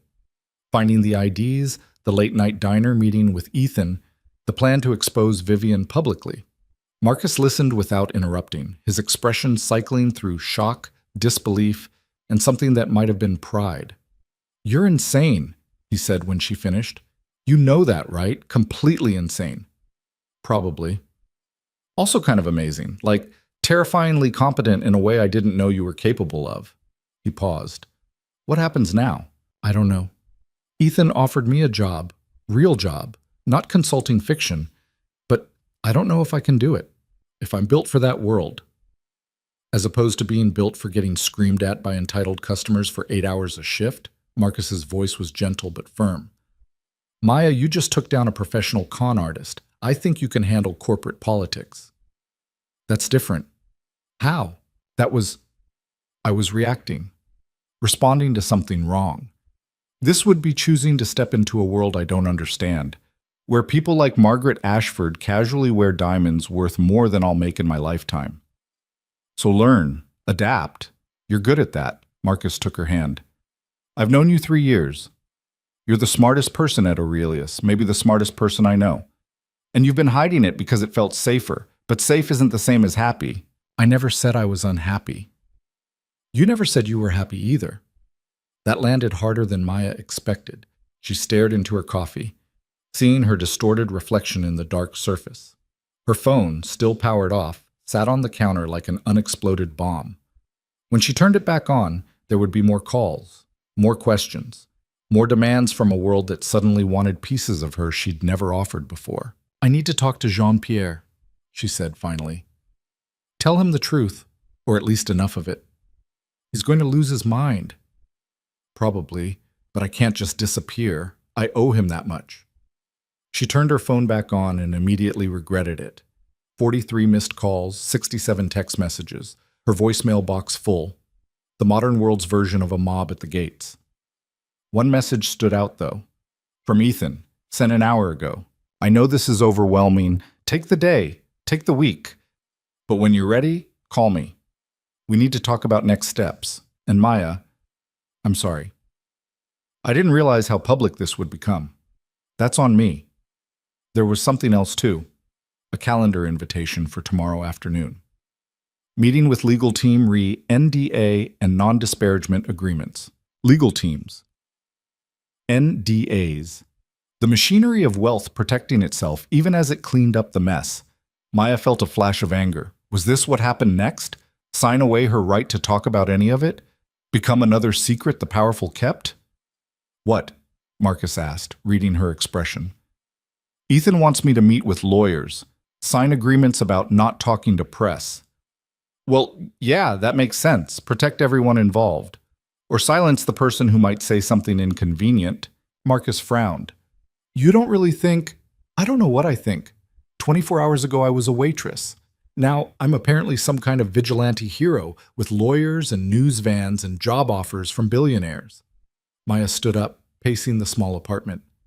"What if this is all just another performance? What if I'm being managed?"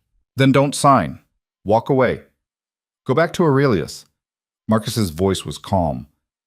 "But I think you're scared and looking for reasons to run, which I get. But don't confuse fear with intuition." He was right. Maya hated that he was right. Her phone rang again. This time she recognized the number, Jean-Pierre. "I'm assuming you've seen the news," he said without preamble. "Yes." "My office. 2 hours. We need to discuss your employment status." He hung up before she could respond. "That sounded ominous," Marcus observed. "That was him being polite. The real conversation will be worse." Maya grabbed her jacket. "I should go. Face this before it gets uglier." "Want me to come with?" "No. This one I need to do alone." The subway ride to Aurelius felt surreal. People stared at her, and she couldn't tell if it was recognition or paranoia. Did strangers actually know her face from a few news photos? Or was she just hyper-aware of attention she'd spent years avoiding? The restaurant didn't open for lunch service for another hour, so Maya let herself in through the service entrance. The familiar smell of the kitchen, coffee, pastries, the industrial cleaner they used on floors, should have been comforting. Instead, it felt like visiting a museum of her old life. Jean-Pierre's office door was open. He looked up as she knocked, his expression carefully neutral. Close the door. Maya did, then sat in the chair across from his desk. The same chair where she'd sat 2 days ago, showing him Vivian's card holder, thinking she was doing the right thing. I want to understand, Jean-Pierre said carefully, how a waitress in my restaurant became involved in a federal investigation that's currently dominating every news cycle in the city. I found evidence of a crime and reported it. To me. You reported it to me. Then somehow you ended up at a charity gala confronting the suspect in front of Manhattan's elite and about a dozen cameras. It wasn't planned that way. Maya, his voice was sharp. Don't lie to me, not now. I've covered for you with corporate. Told them you had no idea this would become public, that you were an innocent bystander caught up in circumstances beyond your control. But we both know that's not true. The careful fiction she'd built was crumbling. Maya made a choice to let it fall. You're right. I didn't just find the IDs and forget about them. I researched Vivian, found out who she really was, met with Ethan Cole and helped him plan how to expose her. She met Jean-Pierre's gaze directly. I knew it would be public. That was the point. Make it impossible for her to disappear. Do you have any idea what you've done? The liability you've created for this restaurant, for me? She was a criminal. She was a customer. Our job is to serve customers, not investigate them, not pursue them, certainly not assist in their very public destruction. Jean-Pierre stood, agitated. I have lawyers calling, corporate demanding answers, board members canceling reservations because they're worried about their privacy. I'm sorry, I didn't mean to. What did you mean to do, Maya? Seriously, what was the end game here? Justice, Maya said quietly. She was destroying people's lives, stealing everything they had. Someone needed to stop her. Someone, not you. You're not law enforcement, not a private investigator. You're a waitress who had no business getting involved in something this dangerous. A waitress, Maya repeated. The word tasted bitter. Is that all I am? Someone who carries plates and keeps her mouth shut when she sees something wrong? That's the job. That's what you signed up for. Maybe I'm tired of that job. The silence that followed was heavy with everything unsaid. Jean-Pierre sat back down, suddenly looking exhausted. Ethan Cole offered you a position, he said finally. Not a question. How did you know? Because I've been in this industry 30 years. I know how these people operate. They see talent and they take it. Never mind the contracts or loyalty or the people left behind picking up pieces. He rubbed his face. Are you going to accept? Maya wanted to say no, wanted to promise she'd stay, that everything would go back to normal. But normal had shattered, and pretending otherwise was pointless. I don't know yet. When you do know, I need 2 weeks' notice. Professional courtesy. Can you give me that much? Of course. Good. Now get out of here. You're not scheduled today anyway, and I have enough to deal with without you lurking around reminding everyone of this mess. Maya stood, feeling like she'd lost something she couldn't quite name.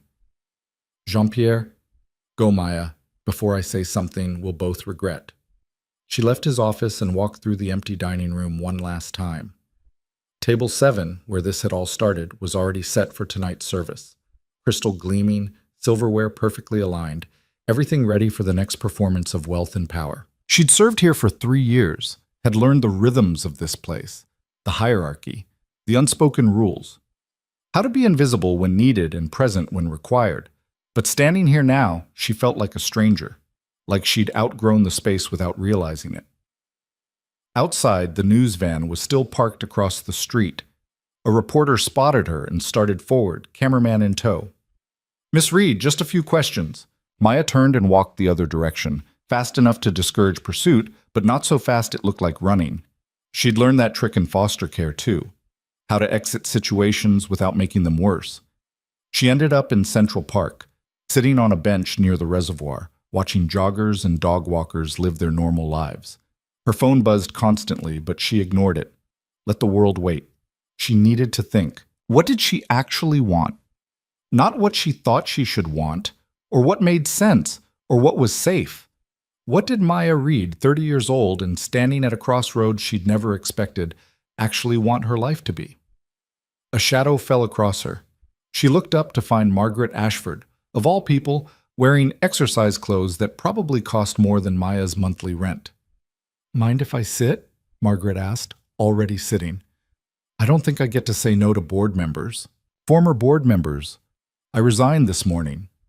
Margaret smiled at Maya's shocked expression. Ethan and I have been disagreeing about company direction for months. Last night was the final straw, but that's not why I'm here. Why are you here? Because I've been watching you.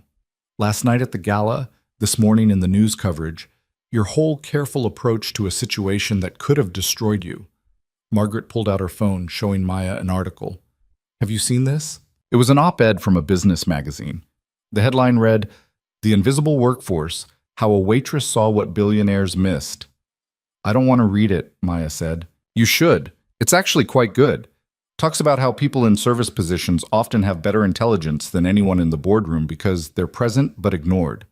How you leverage that position to protect someone who never even thought to protect himself. Margaret put the phone away.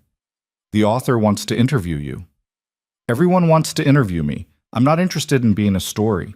Even if the story could help people, other women in service industries who see things but don't speak up because they think no one will listen? That hit different. Maya hadn't thought about it that way, hadn't considered that her actions might matter beyond this specific situation. I don't know what to say, Maya admitted. I'm not inspirational. I'm just someone who got angry and acted on it. That's exactly what makes it powerful. You weren't trying to be a hero. You were trying to do the right thing. Those are the stories that matter. Margaret stood, brushing off her expensive leggings. Think about it. And call me when you're ready to talk about what comes next. Because Maya, whether you realize it or not, you've already started something. The question is whether you're going to finish it. She walked away, leaving Maya alone with thoughts that wouldn't stop spinning. Her phone rang again. This time it was Ethan. I saw you left Aurelius, he said when she answered. How did it go with Jean-Pierre? About as well as expected. How are you tracking my movements? Security cameras outside the restaurant. I wanted to make sure no reporters harassed you. He paused. That sounds creepier than intended. I'm just trying to help. By watching me? By making sure you're safe. Last night was intense. The blowback is going to be worse before it gets better. I know this world, Maya. You don't. Not yet. Maybe I don't want to know it. Is that what you're thinking? Walking away from all of this? Maya watched a child chase pigeons, laughing when they scattered. Simple joy. Uncomplicated. I'm thinking that 24 hours ago I had a quiet life. Now I'm being followed by news vans and job offers and lawyers wanting me to sign NDAs. It's a lot. It is. And I'm sorry for my part in making it overwhelming. But Maya, you can't go back to invisible. That option doesn't exist anymore. The question is what you do with visibility. Spoken like someone who's never had to fight for anonymity. Fair point. Ethan was quiet for a moment. Can I show you something? Tomorrow, before the legal meeting, it might help you understand what I'm actually offering. What is it? A day in the life, my world, unfiltered, good parts and bad parts. Then you can make an informed decision about whether you want any part of it. Maya should say no, should maintain distance, should think about this rationally instead of getting pulled deeper into a life she didn't understand. Okay, she heard herself say. Tomorrow. Show me. They agreed on a time and ended the call. Maya sat on the bench a while longer, watching the park slowly fill with people living their ordinary days. She used to be one of them. Anonymous, safe, small. She couldn't remember when that had started feeling like a cage instead of shelter. That evening, back in her apartment, Maya finally read the article Margaret had mentioned. It was thoughtful, nuanced, treating her like someone with agency instead of either a victim or a vigilante. The comment section was predictably chaotic, half calling her brave, half calling her a social climber, everyone having opinions about a person they didn't actually know. Welcome to visibility. Marcus came by with takeout and moral support. They ate lo mein on her couch while Maya tried to explain feelings she couldn't quite articulate. I keep waiting to feel like I made the right choice, she said, but mostly I just feel unsettled. Maybe because you haven't actually made a choice yet. You're in limbo. That's always the worst part. When did you get wise? I've always been wise. You've just been too busy being competent to notice. Marcus pointed his chopsticks at her. Real talk, though. What do you want? Not what makes sense or what's safe. What do you actually want?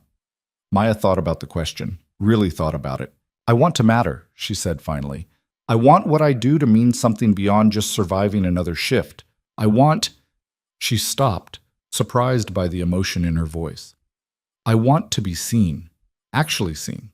Not just as someone who serves or helps or facilitates, as someone who matters in my own right. Then take the job. It's not that simple. It's exactly that simple. You're making it complicated because you're scared, which is valid. But don't pretend the choice is hard when you already know what you want. He was right. Maya hated that he was right. After Marcus left, she stood at her window looking out at Washington Heights, the neighborhood where she'd lived for 5 years, where she'd built a small, safe life, where she'd been content, or at least convinced herself she was. Her phone buzzed, a text from an unknown number. This is Emma. Dad gave me your number. Thank you for saving him. Can you come to dinner sometime? I want to meet you properly, not just at boring grown-up events. Maya stared at the message. A 7-year-old who wanted to thank her, who thought she was worth knowing. She texted back, I'd like that. Emma's response was immediate. Good. Dad says you're really smart and brave. Are you going to work with us? Simple question from a child who didn't understand the weight it carried. Maya started typing several different responses, deleting each one. Finally settled on, I'm thinking about it. You should. We need smart people. Dad's smart, but he misses things sometimes, like bad guys pretending to be nice. Maya smiled despite herself. Your dad is learning. Because of you. That's what makes you important. Out of the mouths of children. Maya set down her phone and made a decision. Tomorrow she'd see Ethan's world, really see it, and then she'd decide if it was somewhere she belonged. But tonight, sitting in her apartment with the lights of Washington Heights glittering below, Maya allowed herself to feel something she'd kept buried for years. Hope. Maybe she could be more than invisible. Maybe she could matter. Maybe the girl who'd learned to disappear could learn to stand in the light without burning up. She'd find out soon enough. The night stretched out before her, full of possibility and terror in equal measure. Maya Reed, waitress and con artist Hunter, stood at the edge of something that looked like a future. All she had to do was decide if she was brave enough to step into it. The car picked Maya up at 9 a.m. sharp, the kind of punctuality that came from having drivers on staff rather than relying on the chaos of ride-sharing apps. She'd dressed carefully, not the borrowed gala dress, but her own clothes, a simple blazer over dark jeans. Presentable, but authentic. If Ethan wanted to show her his real world, she'd show him her real self. The driver took her to an address in Tribeca she recognized from business magazines. Cole Technologies headquarters, a converted warehouse that had probably cost more to renovate than the original building was worth. All exposed brick and floor-to-ceiling windows, the kind of space that screamed innovation and disruption in equal measure. Ethan met her in the lobby, wearing jeans and a sweater that probably cost more than her entire wardrobe, but looked casual enough to be normal. He seemed more relaxed here than he'd been at the restaurant or the gala. This was his territory. Thank you for coming, he said. I know this is probably the last place you want to be. Actually, I'm curious. Your world is very different from mine. That's what I wanted to show you. Come on. He led her through security, biometric scanners, badge readers, the whole 9 yards, and into an elevator that climbed silently to the top floor. The doors opened onto an open office space that somehow managed to feel both massive and intimate. Workstations scattered throughout, collaborative spaces with whiteboards covered in diagrams Maya couldn't begin to understand. And everywhere, people. Young, intense, focused people who looked up as Ethan passed and immediately returned to whatever problem they were solving. This is the Nerve Center, Ethan explained, where we develop new software solutions for financial institutions. Very boring, very necessary, very profitable. Doesn't sound boring. Wait until you sit through a meeting about blockchain integration protocols. You'll change your mind. He guided her past the workstations to a glass-walled conference room where several people were already waiting. Maya recognized the setup immediately. This was the legal meeting, the NDAs, the moment where she either committed or walked away. Before we start, Ethan said, stopping outside the conference room, I want you to understand something. These lawyers work for the company, not for you. Anything you sign protects the business first. If you want your own representation, I'll pay for it. No strings. That surprised her. Why would you do that? Because what happened at the gala put you in a vulnerable position you didn't ask for. You deserve protection too, not just my company. He met her eyes directly. I'm offering you a job, Maya, but I'm not trying to trap you. If the terms aren't fair, say so. We'll negotiate. It was the first time someone with power had offered her equal footing rather than demanding gratitude. Maya filed that away, evidence that maybe, possibly, this could work. The meeting lasted 2 hours. The lawyers presented documents that Maya read carefully, asking questions when language seemed deliberately obscure. The NDAs were extensive but not unreasonable.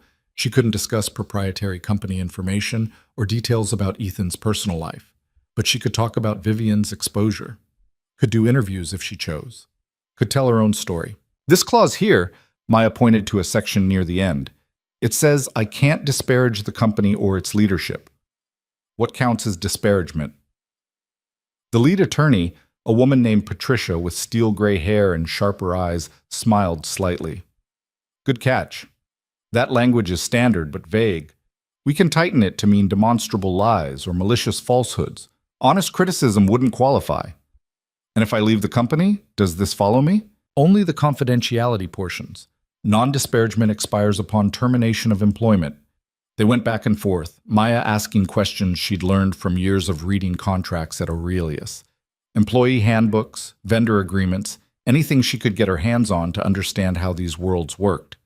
The lawyers seemed impressed, or at least surprised. Finally, Patricia pushed the revised documents across the table. We've addressed your concerns. This protects both parties fairly.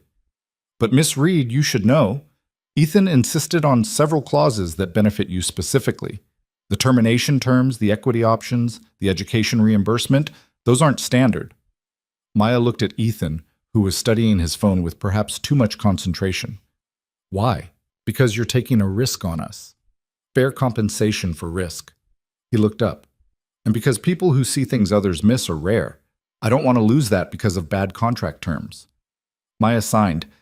The pen felt heavy, significant, like she was writing herself into a different story. After the lawyers left, Ethan walked her through the rest of the building, showed her the product development labs where engineers argued passionately about code architecture, the break room where someone had built an elaborate coffee station that rivaled anything at a specialty cafe, the rooftop deck with views of the Hudson River where employees took calls or just sat thinking. This is what I built, Ethan said, leaning against the railing. Not just a company, a place where people can do good work without being crushed by it, where innovation matters more than politics. At least that's the goal. Doesn't always work perfectly. Nothing ever does? No. But we try. He turned to face her. The position I'm offering is new, Director of Strategic Intelligence. Essentially, you'd be my early warning system. Look at deals, partnerships, people we're considering working with. Tell me what I'm missing, what my blind spots are preventing me from seeing. That's incredibly vague. It's incredibly important. I almost lost everything because I was too distracted to see a con artist standing right in front of me. That can't happen again. I need someone whose job is to see what I miss. And you trust me to do that? You barely know me. I know you saw through Vivian when everyone else was charmed. I know you risked your job to report evidence you could have ignored. I know you helped me without asking for anything in return. Ethan's expression was serious. I know enough. Maya looked out at the city sprawling below them. From here, Manhattan looked manageable, ordered. Like all its chaos had a pattern, if you could just see it from the right angle. What about your board? Margaret Ashford resigned because of me. Margaret resigned because she disagreed with company direction and used you as an excuse. The rest of the board is cautiously supportive. They see the value in threat assessment. And your daughter? That made Ethan smile. Emma can't wait to meet you properly. She's been asking every day when you're coming to dinner. Fair warning, she's 7 and has absolutely no filter. You'll be interrogated. I can handle 7-year-olds. I was one once. Were you this scary at 7? Scarier. I just lost my parents and was very angry at the world. The honesty surprised them both. Maya usually kept that part of her history buried deep. But something about this moment, standing on a rooftop with a man who was offering her a future she'd never imagined, made pretense feel pointless. I was 9 when my father left, Ethan said quietly. Just walked out one day. My mother raised me and my sister alone, working 3 jobs. I built this company partly to prove he made a mistake leaving us, partly to make sure my own daughter never wonders if she's enough to make me stay. That's a heavy burden to put on a company. It's a heavy burden to put on yourself. But we all carry something. He pushed off from the railing. Come on, there's someone I want you to meet. They took the elevator down to the 3rd floor, where the office aesthetic shifted from tech startup to something more traditional. Ethan knocked on a door marked Chief Operating Officer and entered without waiting for response. The woman behind the desk looked up with the kind of exasperated fondness that suggested this interruption was routine. She was black, maybe 50, with natural hair and reading glasses perched on her head. Ethan, you know knocking is supposed to be followed by waiting for permission to enter, right? This is Maya Reed. Maya, Joanne Harrison, the person who actually runs this company while I take credit. Joanne stood, extending a hand. Don't believe him. He works harder than anyone here, including me, though I do keep everything from falling apart when he's distracted by shiny new ideas. Maya's starting as Director of Strategic Intelligence, Ethan said. The con artist hunter. Joanne studied Maya with sharp interest. I read about what you did. Impressive, also reckless. We'll need to channel that energy productively. I don't hunt con artists professionally. That was one time. That we know of. Who knows what you did in your mysterious waitress past? Joanne's smile was warm despite the pointed words. Ethan has good instincts about people, usually. He also has terrible instincts about people sometimes. I'm here to figure out which category you fall into. Fair enough? Can you start Monday? The question caught Maya off guard. I haven't officially accepted yet, but you will, I can tell. You've got that look people get when they're trying to talk themselves out of something they already want. Joanne pulled out a tablet, already pulling up documents. HR will need your information. Insurance, direct deposit, emergency contacts, standard onboarding. Also, we'll need to get you a work wardrobe. No offense, but you can't meet with institutional clients in jeans. I have professional clothes. You have waitress professional. We need corporate professional. Different beast. Joanne looked at Ethan. Can we expense a clothing allowance? Already approved. Patricia included it in the contract. They were moving fast, making decisions, planning her future like it was already decided. Maya felt control slipping away, the careful autonomy she'd maintained for years dissolving into their efficient orchestration. Stop, she said firmly. Both Ethan and Joanne paused, looking at her. I appreciate everything you're doing, the job offer, the contract terms, the wardrobe allowance, but I need time to think, to process. This is my life we're discussing, and I'd like some agency in how it unfolds. Silence. Then Joanne laughed. I like her. She's got spine. Joanne closed her tablet. You're right. We're steamrolling you. Occupational hazard of working in tech. Everything moves too fast, and we forget people need breathing room. Take your time. The offer stands whenever you're ready. Thank you. After they left Joanne's office, Ethan walked Maya back to the lobby. I'm sorry. We did exactly what you were afraid of. Tried to manage you instead of working with you. It's fine. I just needed to establish boundaries. That's a skill that'll serve you well here. People respect clear boundaries. He paused at the elevator. There's one more thing I wanted to show you, if you have time. Maya checked her phone. No pressing obligations, no shifts to work, just empty hours she'd planned to spend overthinking everything. Okay, show me. They took a different car this time, Ethan driving himself in a Tesla that was nice but not ostentatious. The route took them across the Brooklyn Bridge, through neighborhoods that were rapidly gentrifying, into areas where money was transforming old warehouses into expensive lofts. Where are we going? You'll see. He pulled up to a building that looked like it had been a factory once. Brick exterior, big windows, industrial aesthetic that developers loved. A sign out front read, Brooklyn Tech Initiative, opening fall 2026. Ethan led her inside through an unlocked side door.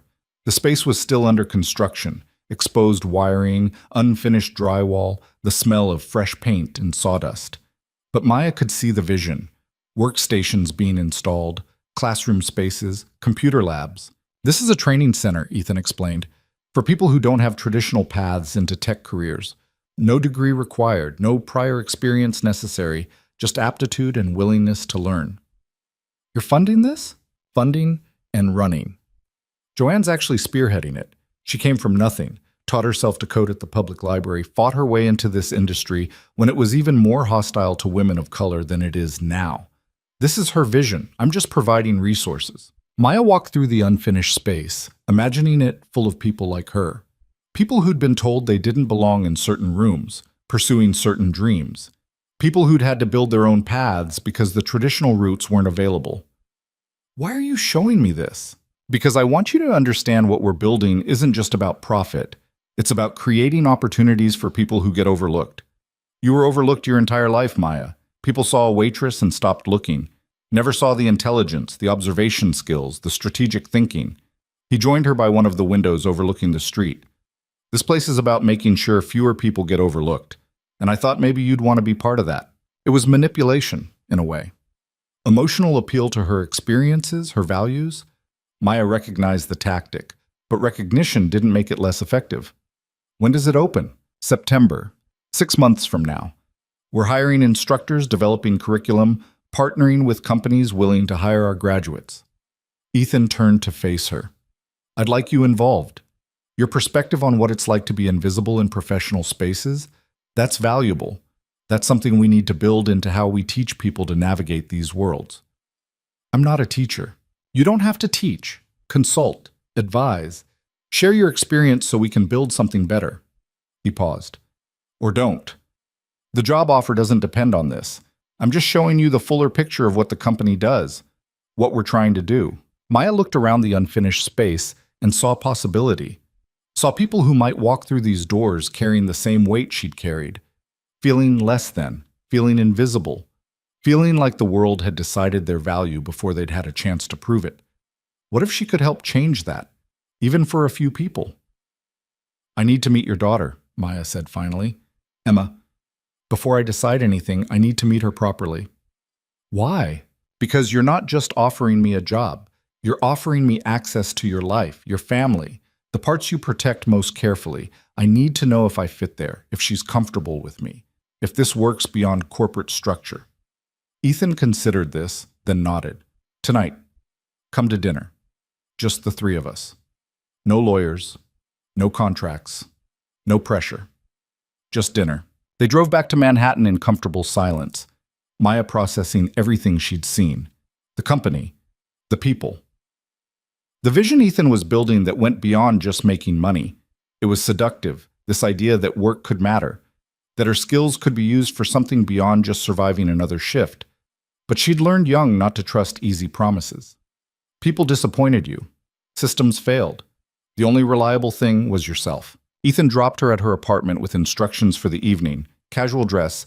Emma's favorite food was pasta. Don't be surprised if she asks a million questions. Marcus was waiting on her stoop when she arrived, holding coffee and wearing his most judgmental expression. So, are you taking the job or what? I don't know, maybe, probably. Maya unlocked the building door. I'm having dinner with them tonight, Ethan and his daughter. That's not a job interview. That's meeting the family. It's research. I need to know what I'm getting into. Maya. Marcus followed her up the stairs. You're not good at lying to yourself. You've already decided. You're just scared to admit it. He wasn't wrong. Maya had felt the pull all day, the magnetic draw of possibility, a life that was more than just getting by. Work that mattered. People who saw her as something other than furniture. What if I fail? She asked quietly. What if I'm not smart enough or polished enough or whatever enough for that world? Then you fail. So what? You failed before. You're still here. This feels different, bigger. It is bigger. That's why it's worth doing. Maya changed clothes 3 times before settling on dark jeans and a simple sweater. Casual but neat. Herself, but a version that wouldn't scare a 7-year-old. The car came at 6. This time the drive took her to Tribeca, to a building that was definitely residential and definitely expensive. The lobby had a doorman who knew her name before she introduced herself. Money bought convenience. She was learning that. Ethan's apartment was on the top floor. Of course it was. And opened into a space that was beautiful but lived in. Toys scattered near a couch. Artwork at child height on the walls. A home, not a showpiece. You came! Emma appeared from somewhere, all energy and dark curls in her father's eyes. Dad said you might be too busy, but I knew you'd come. I promised, didn't I? Adults don't always keep promises, but you seem like you do. Emma grabbed Maya's hand. Come see my room. I have a question about something. Ethan mouthed, sorry, as Emma dragged Maya down a hallway covered in framed children's drawings. The girl's room was exactly what Maya expected. Books everywhere, a telescope by the window, stuffed animals organized by species rather than cuteness. Dad says you used to be a waitress, but now you're going to help him catch bad people, Emma said, settling on her bed. Is that true? Sort of. I'm going to help him see things he might miss, make sure bad people don't trick him. Like Vivian. Yes, like Vivian. Emma was quiet for a moment, picking at her bedspread. I didn't like her. She smiled wrong, like she was pretending to be nice, but wasn't really. You have good instincts. Dad felt bad that he didn't see it. He said he was too lonely to think clearly. Emma looked up, serious beyond her years. Are you going to make him less lonely? The question was so direct it took Maya's breath away. I don't know. I'm going to try to be his friend. Help him with work. Is that okay with you? Will you be nice to him? Actually nice? Not pretend nice? I promise, actually nice. Okay then, you can stay. Emma hopped off the bed. Come on. I'm supposed to help with dinner. In the kitchen, Ethan was attempting pasta with mixed success. Emma took over with the confidence of a child who'd learned to help because her parent needed it. They worked together easily, a routine they'd clearly performed many times. Maya watched, feeling like an intruder on intimacy she had no right to witness.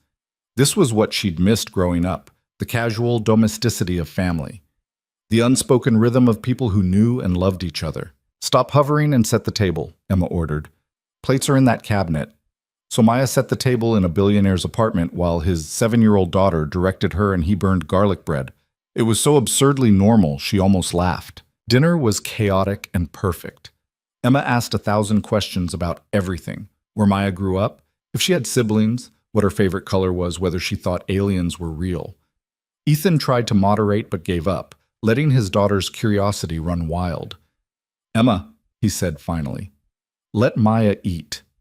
She can eat and talk. I do it all the time. You also spill constantly. Only sometimes. Emma turned back to Maya. Do you want kids? Dad says I'm enough kid for 10 people, but I think maybe a brother would be nice. Emma! Ethan looked mortified. What? It's just a question. Maya laughed, actually laughed, for the first time in days. I haven't thought about it much, but if I did, I'd hope they were as smart and curious as you. Emma beamed like she'd received the highest praise imaginable. After dinner, Emma was dispatched to finish homework, with promises that Maya would still be there when she was done. Alone with Ethan on the couch, Maya felt the weight of the day settling over her. She's amazing, Maya said. She's a handful, brilliant and exhausting in equal measure. Ethan smiled. She likes you. That's not common. She's suspicious of most people. Smart kid. Takes after her mother. Catherine was the most perceptive person I ever met. Saw through everyone's BS immediately. His voice was soft with memory. She died 3 years ago. Cancer. Very fast, very cruel. Emma barely remembers her, which might be a blessing. I don't know. I'm sorry. Thank you. It's why I was so vulnerable to someone like Vivian. Grief makes you stupid, makes you want to fill the hole any way possible. He looked at Maya. You saved me from making a catastrophic mistake. I haven't properly thanked you for that. You've offered me a job that could change my life. That seems like thanks enough. The job offer is selfish. I need people like you. People who see clearly, who aren't afraid to speak truth to power. Ethan leaned back, tired. Do you know what nobody tells you about being wealthy? How isolating it is. How everyone wants something from you. How you can't trust that anyone likes you for who you are versus what you can provide. Sounds lonely. It's the loneliest thing in the world. And then someone like you comes along. Someone who had nothing to gain from helping me. Who risked her job, her safety, her anonymity to do the right thing. That's rare. That's worth protecting. I'm not your savior, Ethan. I'm just someone who got angry and acted on it. Sometimes that's all it takes to change everything. Emma returned, homework allegedly complete, and demanded Maya read her a bedtime story. So Maya found herself sitting on a child's bed. reading about a girl who discovered she could talk to animals, while Emma listened with fierce attention. "Do you think that's real?" Emma asked when Maya finished. "Talking to animals?" "I think paying attention is real. Listening carefully, seeing what others miss. That's kind of like talking to animals. You're good at that, paying attention. I've had a lot of practice." "Because you were in foster care and had to be careful?" Maya blinked. "Your dad told you?" "He said you understood what it's like when adults disappoint you, when systems fail. I don't really get what that means, but it sounds sad." "It was sad sometimes, but it taught me things. Made me stronger. Like Batman. Bad things happened, but he became a hero." Something like that. Emma was quiet for a moment, then asked the question Maya hadn't expected. "Are you going to work for my dad?" "I think so, yes." "Good. He needs help. He's really smart, but he gets distracted. Misses things." Emma's voice was drowsy now, sleep creeping in. "You won't miss things. You'll keep him safe." "I'll try." That's all anybody can do. Try. By the time Maya returned to the living room, Emma was asleep, and Maya was emotionally wrecked. She'd been ambushed by a 7-year-old's wisdom and found herself unable to maintain the careful distance she'd planned. "She asked me directly if I was taking the job," Maya told Ethan. "I said yes." "Are you?" Maya looked at this man who'd trusted her with his daughter, his secrets, his vulnerabilities, thought about the company he was building and the training center for people like her. Thought about Emma saying, "That's all anybody can do. Try."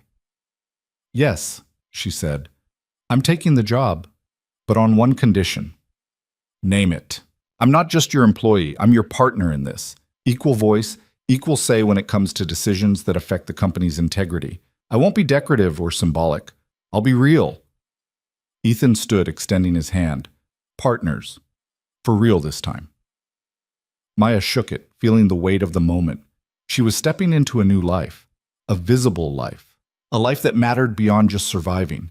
It was terrifying and exhilarating and right. 2 weeks later, Maya gave her notice at Aurelius. Jean-Pierre accepted it with grace he probably didn't feel, and the staff threw her a going-away party in the cramped break room. Marcus gave a speech about how he'd always known she was too smart for this place, and Maya cried in a bathroom stall because endings hurt even when they're necessary. Her first day at Cola Technologies was chaos. Technology she didn't understand, systems she'd never encountered. A learning curve so steep it was practically vertical.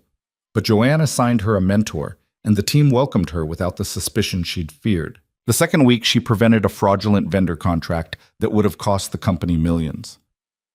Noticed inconsistencies in documentation that everyone else had overlooked. Ethan called an emergency board meeting to show them what his new director of strategic intelligence had caught, and Maya presented her findings with confidence she'd borrowed from somewhere deep inside. The board approved expanded authority for her department. Margaret Ashford, watching remotely from whatever retirement looked like for billionaires, sent a message. "Told you so? Call me when you're ready to talk about the next step." By the third month, Maya had a team. 3 analysts who reported to her, who looked at her like she knew what she was doing even when she was faking it. She moved into a better apartment, nothing fancy, but her own space in a building with working heat. Bought furniture that wasn't from thrift stores. Started saving money for reasons beyond emergency funds. Emma came to the office sometimes after school, doing homework in Maya's office while peppering her with questions about everything. She'd decided Maya was her person, the way kids sometimes do, and Maya found she didn't mind. Found it actually felt like family. 6 months in, the Brooklyn Tech Initiative opened. Maya stood at the ribbon cutting, watching people file into a building that represented possibility.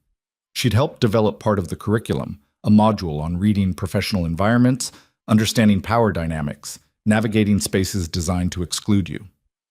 A young woman approached her afterward, maybe 20, wearing clothes from the same thrift stores Maya used to frequent. "I read about you," the woman said. "What you did. Taking down that con artist. It made me think maybe I could do something important too. That's why I applied here." Maya didn't know what to say to that. That she'd inspired someone. That her story mattered beyond herself. "You can," she managed. "You absolutely can." As the woman walked away, Maya felt something settle in her chest. Purpose. The thing she'd been searching for without knowing she was searching. A year after the gala, Vivian's trial concluded.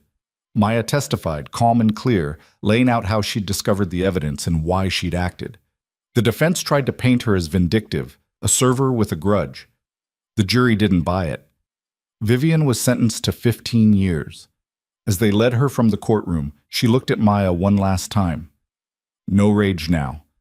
Just exhaustion. The performance finally over. Was it worth it? Vivian asked. Destroying me. Maya thought about the question. About the men Vivian had ruined.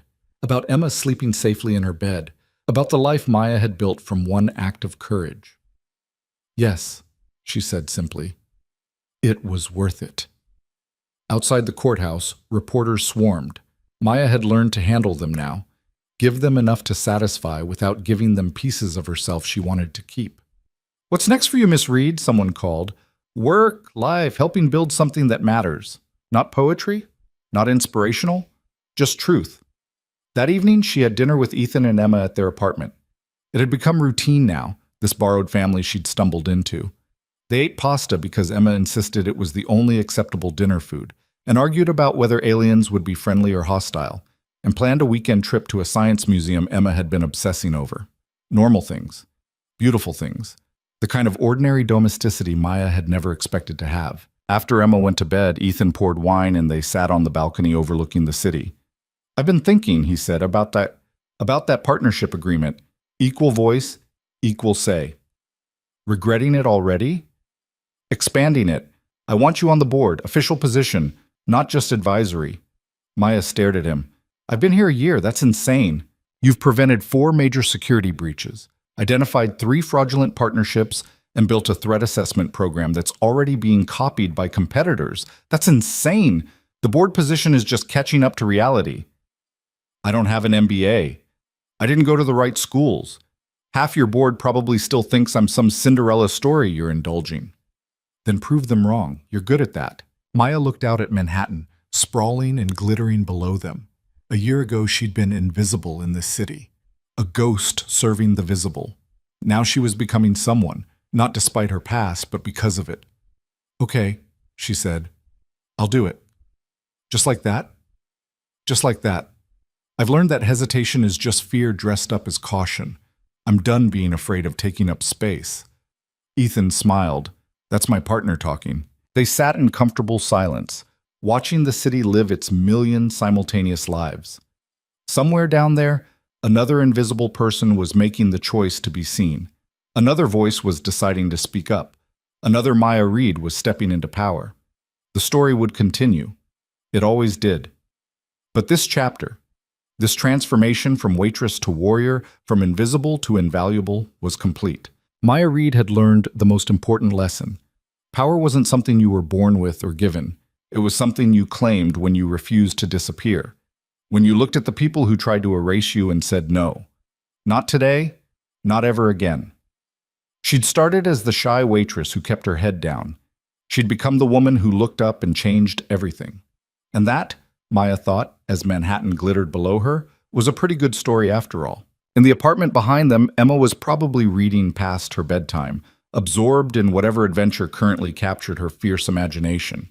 Ethan was checking his phone, never quite off duty, always trying to balance work and life, the ordinary chaos of family. Maya had built this. Not alone, never alone, but she'd built it nonetheless. From one dropped card holder and a decision to step forward instead of back.